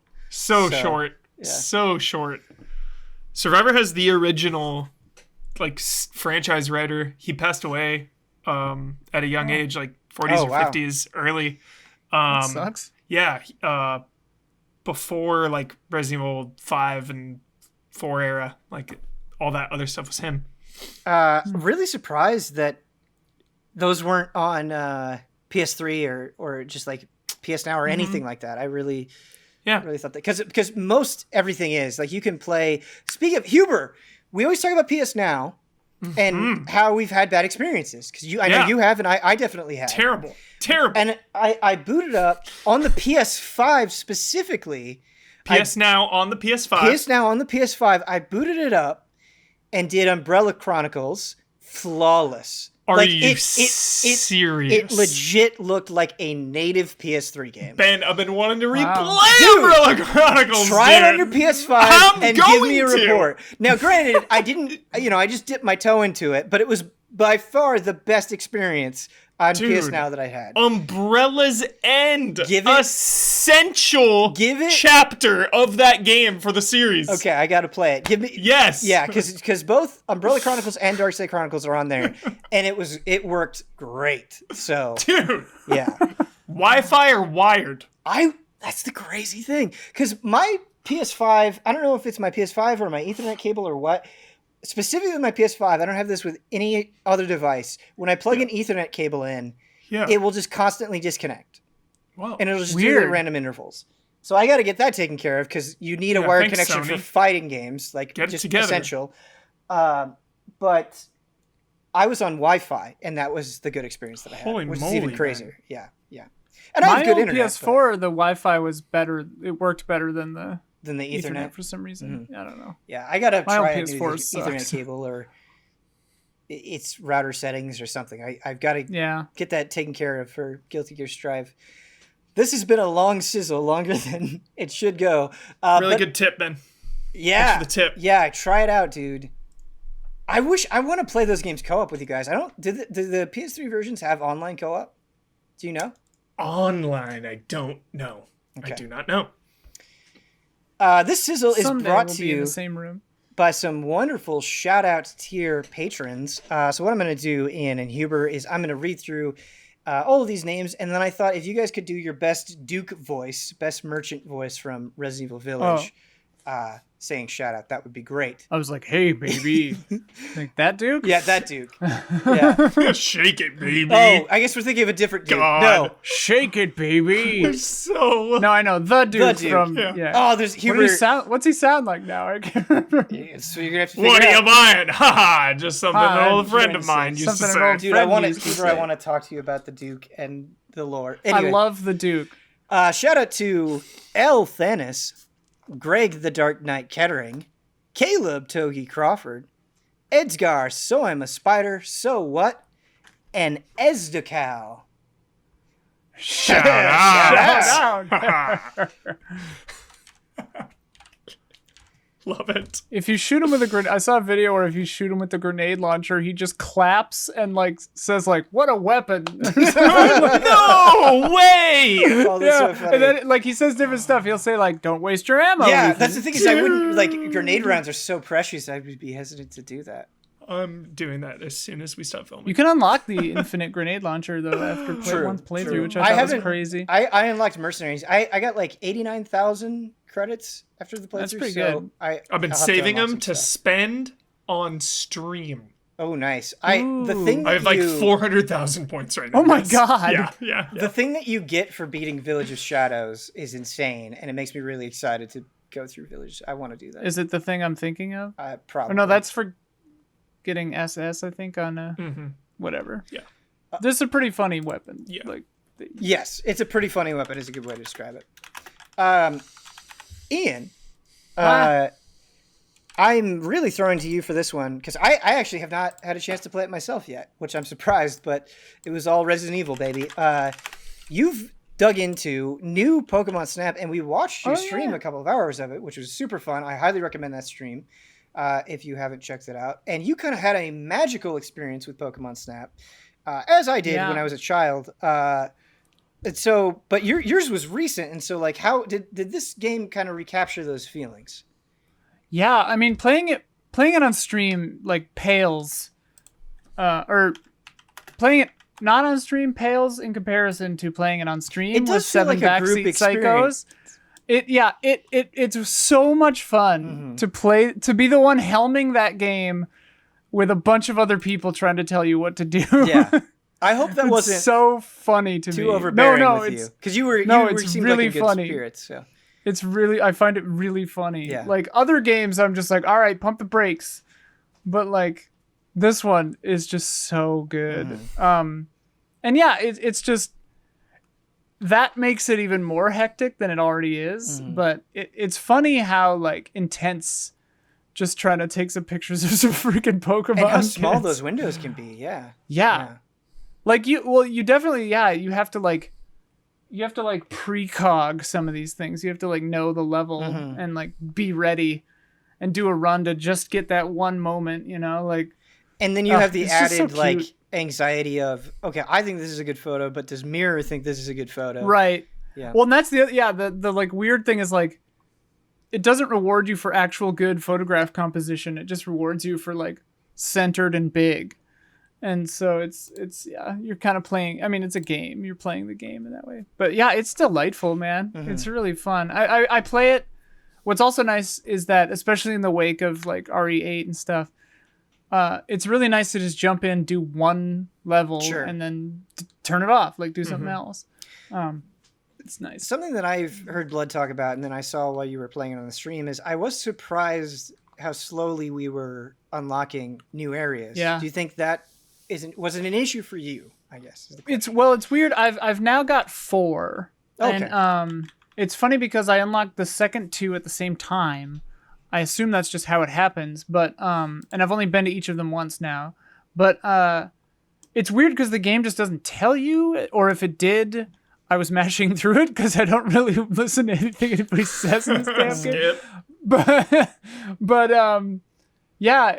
The common complaint I hear from people is like, how do I unlock the next area? Because it doesn't seem overly clear. Yeah. Seems to be that you have to get the previous area to level 2 and day and night, but I don't know if that's always true.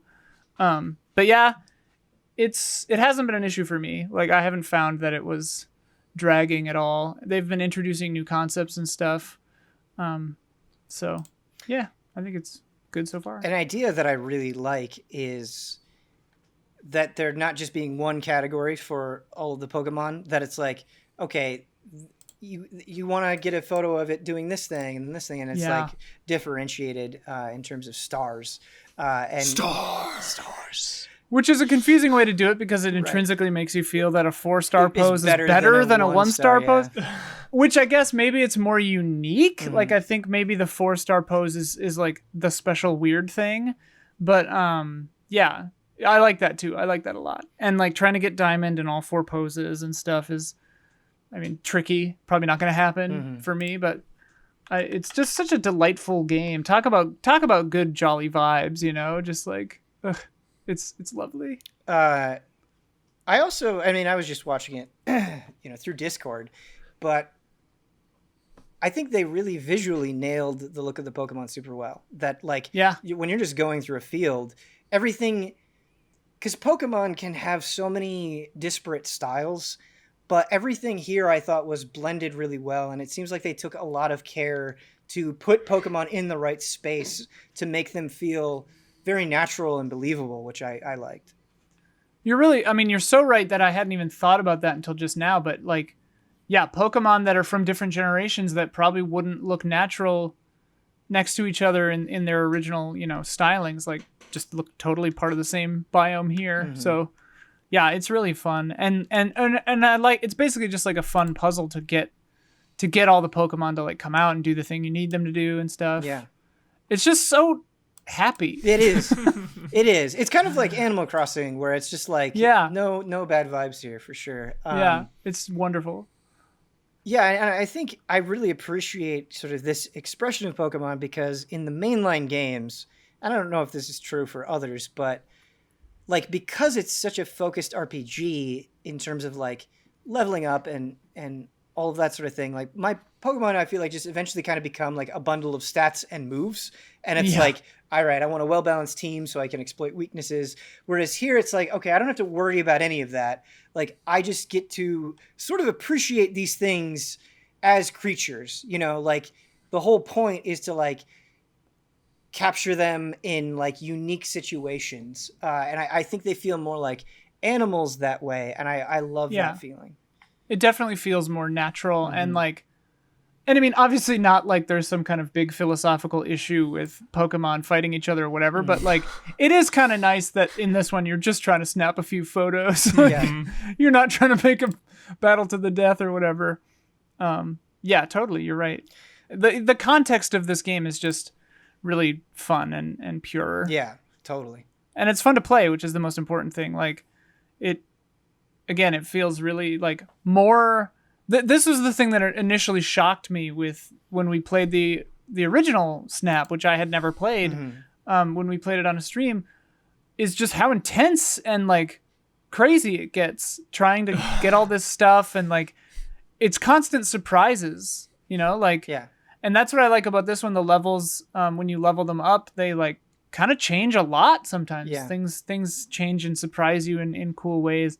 So yeah, it's something new around every corner. I love the sense of urgency. Mm-hmm. Yes. When you're playing, just because things are flying by, dude. Gotta get that photo. Right. Yeah. That's you miss out. That decision where it's like, okay, both of these things are happening in this split second. I have to choose where to focus.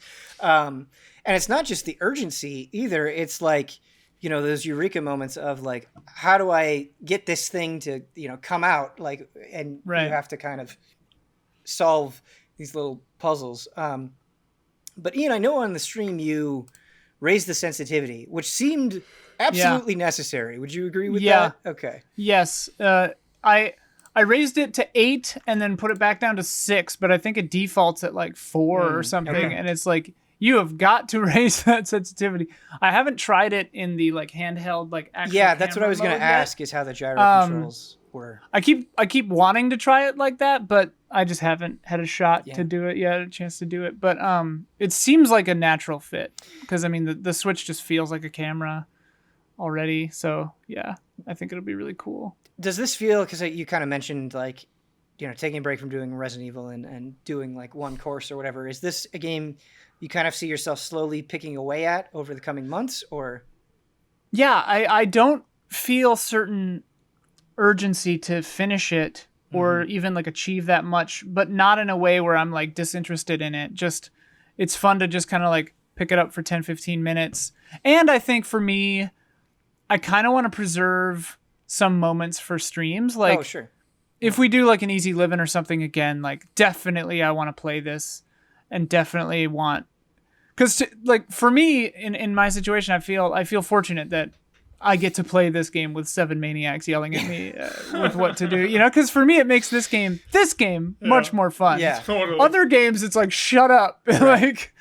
But this one is just so funny to me to have Bloodworth being like look up and then Damiani giving you like cryptic hints way too late, and it's just like, Damiani, just say the thing, like tell me to throw a fruit over there if that's what you want me to do.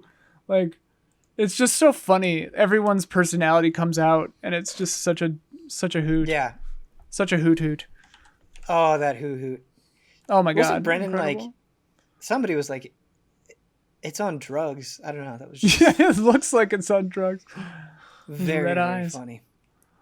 Keep those eyes open. Huber, I don't know if this is going to be a lengthy conversation or not, but you've been playing a cursed game, checking back in on Hearthstone, and I have almost no idea what's going on with Hearthstone, so fill me in. This is like the loosest dipping of the toe back in. Mm-hmm. Dipping the nail in. Like, gross. Nail above the water to maybe feel if like heat or cold is ambient coming temperature. up. A nail graze, yeah. Yeah. But I hop back in, and the couple new things, they have a whole big expansion, Forged in the Barrens. So it's all about the Barrens, which is, famous World of Warcraft zone. And the main thing they just added, because what I'm realizing too is Hearthstone is an expensive game. You're realizing that now? It is expensive. It's so funny. Holy shit. Yeah, I'm realizing it now. Years later. Okay. Because it's expensive to like even just be able to play at all though. Ben. Oh, yeah. Like it's let just, alone like getting a deck to like compete. Yeah. So it's just expensive, and what they added now are pre-made decks. So if you've been away for too long, you can just buy a deck and it's pre-made. Thing is, Ben, these things are going for $20. $20 for a pre-made deck. $20. I can't even imagine they're good. Like, I don't know. They're pretty good. They're pretty good. They're pretty good. Okay. They have some legendaries in there. A couple like 3 or so legendaries. Yeah. Seems good, but $20 for those. But yeah, I just made kind of like a slapdash warrior deck, as I do, and it just felt fun, dude. It like I'd been gone for so long, barring the price, it just felt good to hop in and fool around with Hearthstone, because there is something nice about like just quick matches you can get into, Yeah. I know there's so much baggage obviously attached to Hearthstone now years later, with the price and everything, but if you somehow get in with low stakes, it's just still going, still kicking. Yeah, I don't know if you can answer this, but Huber, you turned there. Yeah, that's okay. Sometimes it like has trouble focusing. Gotcha. Yeah. The reason I left Hearthstone is because I was really frustrated with how they were handling it. It felt like they were very slow to do anything. They would come out with new expansions and like they would reveal a card. I'm like, that card is just going to be like annoying to play against. Like it's just not going to be fun. And so I think that in combination, with burning myself out and playing too much of it and seeing the same things over and over and over again, made me just drop it. And I really, I guess I shouldn't say I don't miss it at all. I probably miss it a little bit, but I'm not like desperate to go back or anything. Yeah. And there's no real reason to at all. I was just curious and had like a little bit of time to kill, and was like, I'll just play a couple hands. They added like a battle pass type thing. So the rewards have increased, which I appreciate. Since the last time I played. The game is expensive, but they definitely dish out the rewards. A lot of coins they're giving away, a lot of card packs. So it's easier to get that stuff, but it's just still so damn hard and expensive to like get those legendary cards, and that's like what every deck is just built around, are these legendary cards, and you just have to disenchant so many to make one of these, and then even epic cards are like 800 dust, so it's just so taxing. And then what sucks too is you invest, and this has happened to me in the past, Ben, is you invest time and money technically into it, and you play for a little bit, and then a new expansion comes out. Right. And your things that you just invested in are no longer viable or good. Right. And then you have to do it all over again, right. and then invest more time, more money. So they've done a really good job of like keeping people on the drip feed, you know, and invested monetarily in the game for sure. Well, I can imagine it's extra tough for you because on some level, I pretty much enjoyed playing all the classes, but I know you're like, it's warrior, like disenchant everything. And I love paladin too. Okay. I just can't afford paladin and warrior. But like, you know, depending on the meta, it's like, well, warrior just sucks. Like there's no, you know, and that's always tough to go through as well is, you know, do you enjoy the meta? How long does that meta last? Right. And it's like, yeah, I just felt like when a new expansion came out, what would happen to me is like the point of it getting stale, like was quicker and quicker basically. Yeah. Yeah. And then it just started making me thinking about Blizzard, you know, like what are you even doing, Blizzard? Like I don't even play your games anymore. You know, just World of Warcraft still kicking with their expansions. StarCraft 2 is kind of just existing. Diablo 3 is existing. Well, I'm really hopeful for Diablo 2 Resurrected, which the impressions, unfortunately we didn't get in, but the impressions in the closed alpha were extremely positive. And I just love Diablo, right? Like I'm really hopeful for Diablo 4. Totally. So we'll see. I think if Diablo 4 is bad, then I don't know, man. Blizzard needs a win, basically, and not like a bad remake out the win. gate and then get better later too. What's that? That's what happened with 4. Might be bad out of the gate and then get better later. That's what happened with 3, kind of. Yeah, the thing is, and maybe I'm wrong, but I don't know if they could. I think today's gaming climate is so much different than it was. Yeah. The court of public opinion would be pretty against it for. Yeah, because Diablo 3 took a while to reinvent itself. I don't know if they could get away with that again. Yeah, and it just like made me think about, you know, free-to-play games and live service and how long games live for these days. And it's like, there's nothing wrong with having your game last for, you know, 5, 10, whatever years, but when all of your games have been out for so many years now, it's like, dude, let's get some fresh stuff going. Yeah. So yeah, just Hearthstone made me think about the company as a whole and the state of that game and all their games and that's what's so annoying about Blizzard. Like, let's get some stuff going. Like that was Overwatch. That was them getting stuff going, and like you know, that was a phenomenal success. But now it's just like, I am not a dedicated Overwatch player, so I'm sure people could correct me. But from the outside looking in, it just seems like it's completely petered off. Like, it doesn't really seem like they're doing any major changes. We're just kind of... From the outside looking in, for sure, Ben. It feels like it hasn't done anything since, like, Fortnite, Call of Duty, Warzone, Battle Royale days. I just feel like people are just kind of sitting on their hands waiting for Overwatch 2, and we don't know when that's going to happen. And, like, I just don't think Blizzard does a great job of keeping the fire going. It's been chilly. As much as some other companies can do. And to be fair to Blizzard, they're doing a lot, right? All of their games are trying to be these ongoing big things. Yeah, kind of a different situation than CD Projekt, who's coming off of a win/loss with Cyberpunk. Just this revered studio. I'll go ahead and call that a loss. Yeah. Money would say otherwise. Well, I suppose.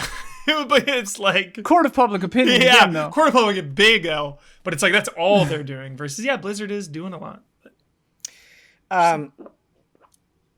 Yeah, sorry, not to cut you off, but Ian, you are going to be streaming soon, and I want to get a little bit of time in for the back half of the show. So we are going to move on. Sorry, I know we're talking about fewer games than we normally do, but I think they were pretty meaty discussions. I think we got into the weeds. It is time for the HOTTAKE.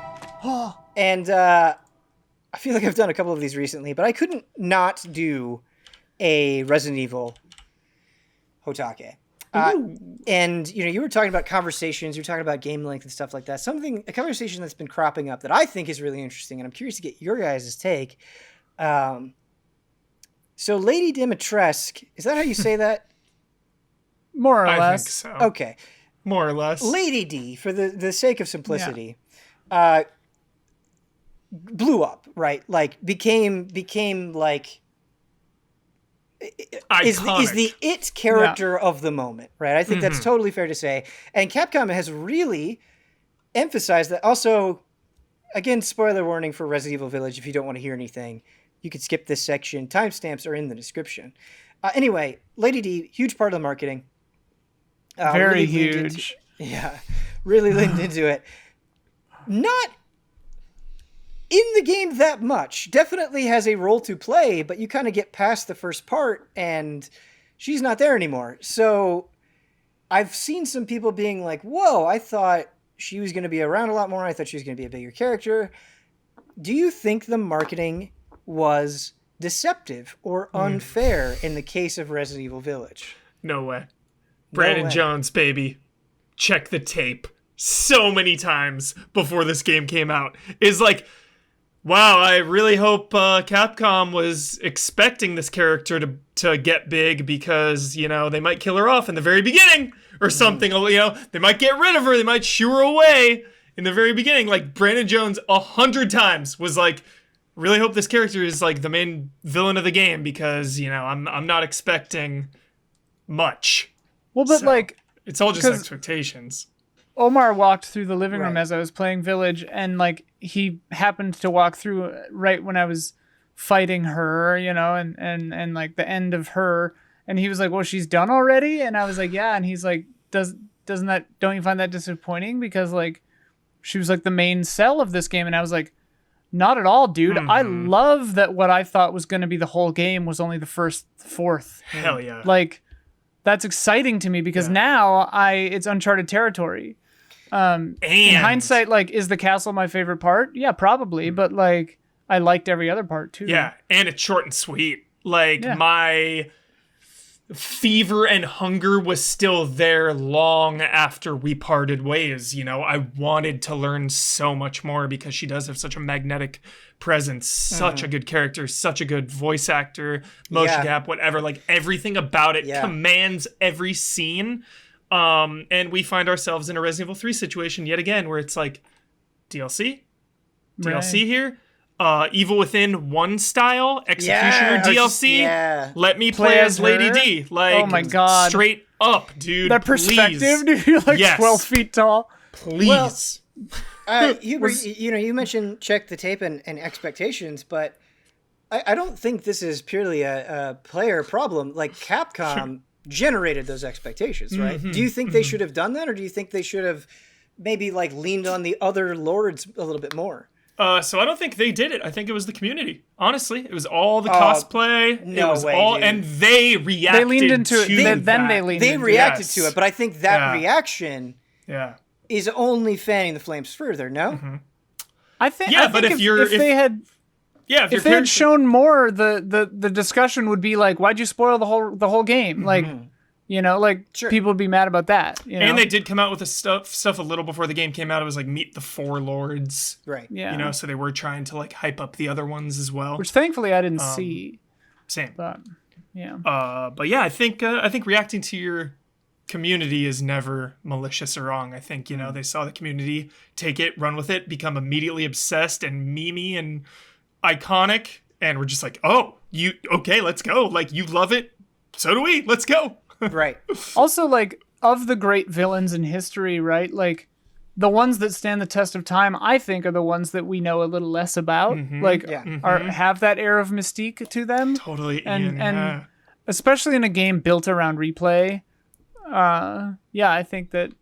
So I thought it was fun. And her boss fight was like, I was like, whoa, okay, like, what's going on? To flip that question on its head, I'm going to say that I do agree, Huber. I think you're right on the money that her performance is great, and I do think she's a really good character. I don't even think it's like anything within the game itself, but when I got to the castle, you know, after the multiple demos and like nonstop Lady D for a long time, she just wasn't that special to me anymore. Like when she like was chasing me, I was like, yeah, I knew this was going to happen. Like, do you think that, you know, they showed too much? Do you think these companies like get caught up into these like kind of fervorous promotion cycles that it can ruin what may otherwise be very impactful moments of the game. Yeah, I think every company shows too much. That's why I try to take it upon myself to media blackout. You have to assume that every trailer is showing things from 70% of the way into said product. Yeah. So a lot of it is on the consumer to try to avoid to the best they can. Sometimes it's impossible. But yeah, I think people show too much. But at the same time, like Ian was saying, I was shocked how much they didn't show and didn't reveal. That's fair. So I was actually pretty impressed with what they withheld. I was happy with the marketing. Yeah. I think they showed great restraint by keeping most of the promotional materials to the castle and to the family. The consequence of that is that people then thought, well, this is the game. Mm-hmm. And so, like, naturally, when that section's only 4 hours long or whatever, people are going to be like, well, what the hell? I thought that was the game, you know? Yeah. But I ultimately think it's a good thing that the thing I was more surprised about was that the daughters didn't have a more substantial role. Yeah. Like, I thought you kind of dealt with them pretty quickly. DLC? Yeah, just DLC? everything. DLC? DLC there? DLC? Watch there be like 30 pieces of DLC for Village. Hey, dude. I'd play them. Yeah, on one hand, you're definitely not wrong about the restraint because, like, House Beneviento, they didn't like show. I mean, or at least fully embargoed. Yeah, fully embargoed like was like as it should be. Yeah, and how much restraint they show with Mother Miranda herself. Yeah, I think was also very, very good. Well, and like that first cutscene, that's actually pretty early in the game. It's even before you get to the castle. When you see all the lords, and I hadn't seen that other video, that trailer about the other lords. So like when that little doll comes out and there's like a weird like lumpy guy, I'm just like, what the fuck is this? Like there are characters in this game and they're like weird. Welcome to the family, son. Yeah, welcome to the family, son. I was like, this is dope. You know, like it was a super cool reveal for me having known nothing about that. So yeah. Do you, just playing devil's advocate here, kind of going back to Lady D and how much of like a meme and social media firestorm she became, do you think she got over-sexualized at all? Do you think they leaned into that aspect of her character too much? Like, not, when I say they, I just kind of mean in a general sense. Both community and company. I don't think Capcom. I didn't see any official things from Capcom sexualizing her. I didn't see it. If it's out there, let me know. I didn't see it. Obviously, the community... in the game, you definitely get some fun angles, you know, on her. But I mean, like, she's a giantess. Yeah. Like, you're gonna see down her properly. Yes. Yeah. But, like, I was just shocked how much, even after all the hype, even after all the expectations and hype, how much I still am obsessed with her and how much she just commanded every single scene. And I was just like, you want her to step on you. Yes, please. Yeah. And I want to be her. I want to be her in DLC. It's my only wish for post-Village release stuff. That's bullshit. That is not your only wish. You and I both know it. We have to call bullshit on that one, Hugo. Fair enough. No, yeah, I read an article by, I don't remember what it was in, but they like interviewed a sex therapist about like, why did people go so gaga about this lady? What was the conclusion? Yeah. The basic gist of it is like heterosexual men want to be dominated, but in a socially acceptable way. So like a woman that's bigger than you will dominate you without you feeling like you're sacrificing your manhood or what. I don't know, whatever. That's deep. Shit. Yeah, that was just one theory, but like, I'm just like, yo, she's just a big, powerful lady, man. Like, get after it. Though the sisters to me were like really good. What the fuck just happened? Dude, check the tape. Oh, I like a sharp dude. It's like I just got stabbed with a knife. Are you okay? I'm fine. I'm fine. No, I'm fine. Okay. That was bizarre. What caused it? I don't know. It was like a right here. Maybe there's a ghost, dude. Dude, that was so weird. Like it sent a shiver down my spine. It was like Capcom being like, "We know you want more than just to be like, yeah." Damn. Sorry. No, you're good. Are we ready for some emails? Are you ready for some emails? Yes. Every time you say that, it makes me think that. Yeah, I like it. Dude, can you imagine like DLC where you can just like just slash those claws. Just like, oh yeah, man. And it's like It'd be amazing. They ramp up the gore, and it's just like, because the head pop sound in Village is so good. Yep. Yeah, it's really good.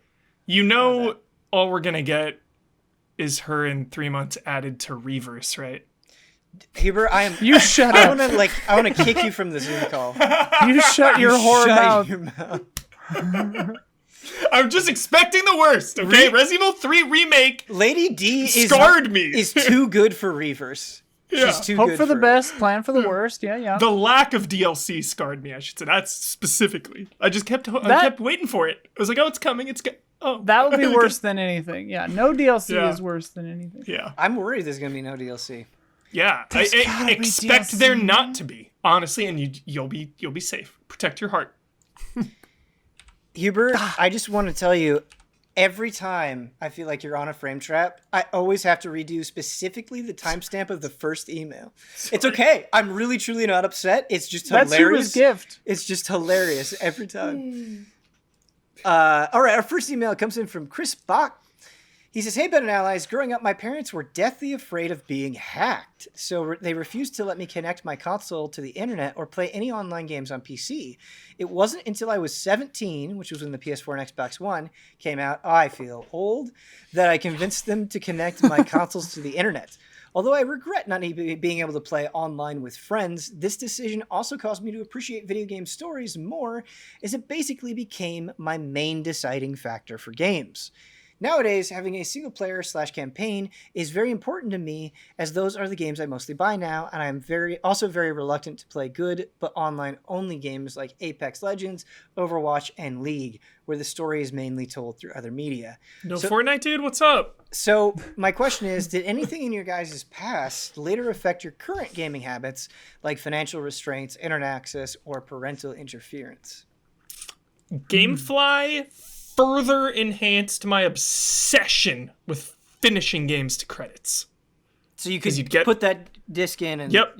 You get the game, you can't send it back till I beat it. So it just really, nailed that down. And now I still, to this day, just have to beat games. Unless it's Returnal, and I don't know, man. I'm nervous to get back in there. Yeah, it's not going to happen. Be excited. I believe in you. I think my early interactions online, and being sworn at by a little kid, definitely colored my opinion on some of that. I was like, all right, I don't need to dedicate too much energy to this. And what's funny is I feel like nothing has changed, No, not a thing, not a damn thing. Yeah. Getting my old graphics card too for Rainbow Six. I bought Rainbow Six 1 at an EB Games because it was on the display computer. And my brother and I were like, dude, we got to get this game. This is sick, dude. Plan your infiltrations. 1 shot, 1 kill. Cool. That was a quote. That was the exact conversation. The exact word conversation. For word. Yeah. Word for word. Didn't work on the computer. Took it back. Was like, why is this not working? They're like, oh, you need a graphics card. What's that? Next thing you know, I'm reading magazines looking at how to get a graphics card in a computer. The rest is history. I love... especially old graphics card boxes, the art that they had was like a voodoo ugly, something. Absurd, yeah. They were absurd, yeah. Like a skull with Rainbow Six 1 times voodoo something. I'm sure we could track down what it was. It was a voodoo something. We would play a lot of LAN parties at my house. My house is the house that everyone would come and hang out at. Mm-hmm. And we had 3 or 4 computers because what would happen is my dad would get a computer and then all the computers would shift down the family. So then I would get the old one and then my sister would get my old one. So eventually we had enough computers to play Stronghold or Day of Defeat or whatever with everybody at the house, StarCraft and stuff. That's the most ridiculous thing I've ever heard. That's insanely awesome. That just in your family, you could all do that. Yeah. Is it we're going to Comstock, Ian. Yeah, we're going to Comdex? Comdex, yeah. Something like that. Growing up, what games I could get was limited to my parents. And, you'd be you'd have to, wait for holidays and stuff or, just be content with renting things, which is totally fine and good. But, there were just so many games that I wanted. And obviously nothing's changed. And so I think the restraint that I had enforced on me as a kid has made me extra unrestrained now, because it's like no one's stopping me. Like I can hit buy, you can't stop me, and so I think it has helped cultivate that attitude. Absolutely, man. You just made me think back to the days of like renting a console from the video vault in my hometown. Like, oh god, just so good. Yeah. Renting a PlayStation with Resident Evil, dude. Oh, dude. See, I rented a PlayStation with Parappa the Rapper and Mega Man X4, which I've said before, but it's like those, like, what a great weekend to spend with a PlayStation. You know what I mean? Like, that was a very formative experience. I have a distinct memory of the feeling of sitting down and playing Parappa the Rapper. Like, it just felt so fresh, unique and good. And like, All right. Time for our next email here, which comes in from Quick, Huber, interrupt him somehow. Brazil! Hey, about Parappa the Rapper. Hi, Allies. I was recently going through some of my old PS2 games, and nestled between the mini discs, I found Skygunner, published by Atlas in 2002. I think this is the game that Skygunner. I like the name. No, it's not the game I was thinking of. Okay. Oh no, it's a Skygunner! Run! Published by Atlas in 2002, Skygunner is a third-person combat flight simulation game with a wonderful anime aesthetic, vibrant world, memorable characters, and smooth gameplay. I played this game endlessly for a few years when it came out, shelved it, and slowly forgot about it. It never had a sequel, no one ever talks about it, and I haven't thought about it for the last 10 years. After I found it again, you bet I popped that sucker into my still-working PS2 and had a great time. It felt like being reunited with a childhood friend. Has something like this ever happened to you? Have you rediscovered a game that meant so much to you a long time ago, but somehow you forgot about it over time? Are there any games from your childhood that no one ever talks about, but you feel like deserves a sequel? This game looks really cool. Skygunner? Yeah, man. Wow. Wow, dude. It looks so good. It gives me Dreamcast vibes. Yeah. Yo, Blade Runner. Very hardcore Dreamcast vibes. Blade Runner. Cute character designs as well. This game, Blade Runner, is just, it's so good. And there's apparently a really good restoration on GOG or whatever. Only because I think Kotaku or Polygon just did an article about they finally played it. I'm going to say Alien Isolation. Deserves That's like a game from your childhood, though. A sequel, damn it. Oh, yeah, childhood. I appreciate the shout out, though. Childhood. Zork Nemesis. I got a couple while you're thinking. Both of them are Disney games. World of Illusion on the Genesis. Such a fun platformer. I feel like people always talk about the other one, like Castle of Illusion. Mickey Mania, dude. And Mickey Mania. But World of Illusion is really, really good. Also, Quackshot, where Donald Duck is basically Indiana Jones, and he travels the world, and his gun shoots plungers at the wall, which suck onto the wall, and you can use them as platforms. And it's fun. So much fun, and no one ever talks about it or remembers it. And it's really fun. That sounds fun. I wonder if I like Capcom the old made that. I like all those old like Broderbund or whatever games, like Treehouse, and like I want to say what's her name? Where in the World is Carmen Sandiego? Like those games were sick. My wife keeps wanting me to find a way to play this like super old Carmen Sandiego game, but she has a disc for it and I can't get it to work, and she just wants to play it so bad. So that's got to do it. Yeah. Dude, Pagemaster, the original Pagemaster PC game was sick. I loved the Pagemaster movie. I feel like I played the Pagemaster on the Genesis, but I don't really remember. There's a console Pagemaster that's like a side scroller that's like notoriously horrible. The PC one is dope. It's like a puzzly point and click adventure game. It's sick, man. Okay, real quick, look at this Quackshot cover art in Slack in random. Sick. Yeah. You got one, Huber? Evil Within. I don't give a shit how old I was. It's the most underrated game ever made. All right, we'll take it. Evil Within 1 is phenomenal. You know what I would have said for real, Ben, but it's already happened, dude? Streets of Rage, man. Streets of Rage 1, 2, 3 came out, bam, like 90, 91, 94 or something, and then just gone. It was Streets of Rage. I definitely would have said that. Taking this point, Golden Axe. Golden Axe. Wasn't there some doing? 360 crap one? I haven't played it. Apparently, it was abysmal. But like, bring it back, Streets of Rage 4 style. It deserves that level of respect. Dude, Golden after Axe Shredder's Revenge, man, Golden Axe. Golden Axe 2, I loved as a kid. Golden Axe 1, baby. I mean, shit, dude. Even Shenmue got a sequel. Like, I don't deserve to even. You could do it. You could do it. Just like lie and say it's like Game of Thrones to get people into it or whatever. I don't know. Yeah, I can't think of any. You know what? We'll take Evil Within. Yeah, take it. When you play Evil Within, you're a child at heart. Yes. Yeah. Yes. He was always a child at heart. Zork Nemesis. What is Zork Nemesis? Yeah, what is Zork Nemesis, dude? That game rules. Sounds all cool. those old like what that is. First-person puzzle games. I just love them so much. Yeah, there's got to be a Dreamcast game, dude. That's like a one-off, dude. Blue Stinger. That's Stinger. A good answer. That's a good answer. Let's get a sequel to Blue Stinger. The first one was so janky, but it's like, dude, could have been awesome. I always wanted to play Blue Stinger, but it was M, and so I couldn't get it. And then like years later, I was like working for Game Trailers, and we went to Game Dude. Yeah. And I bought a copy of Blue Stingers, and it didn't work. Damn it! I've got it. That's I still haven't been able to play Blue Stinger because of that, which is really Game Dude usually has great quality stuff. I have another really good one that sometimes I forget to mention because Dino Crisis kind of takes its hype. Oh, okay.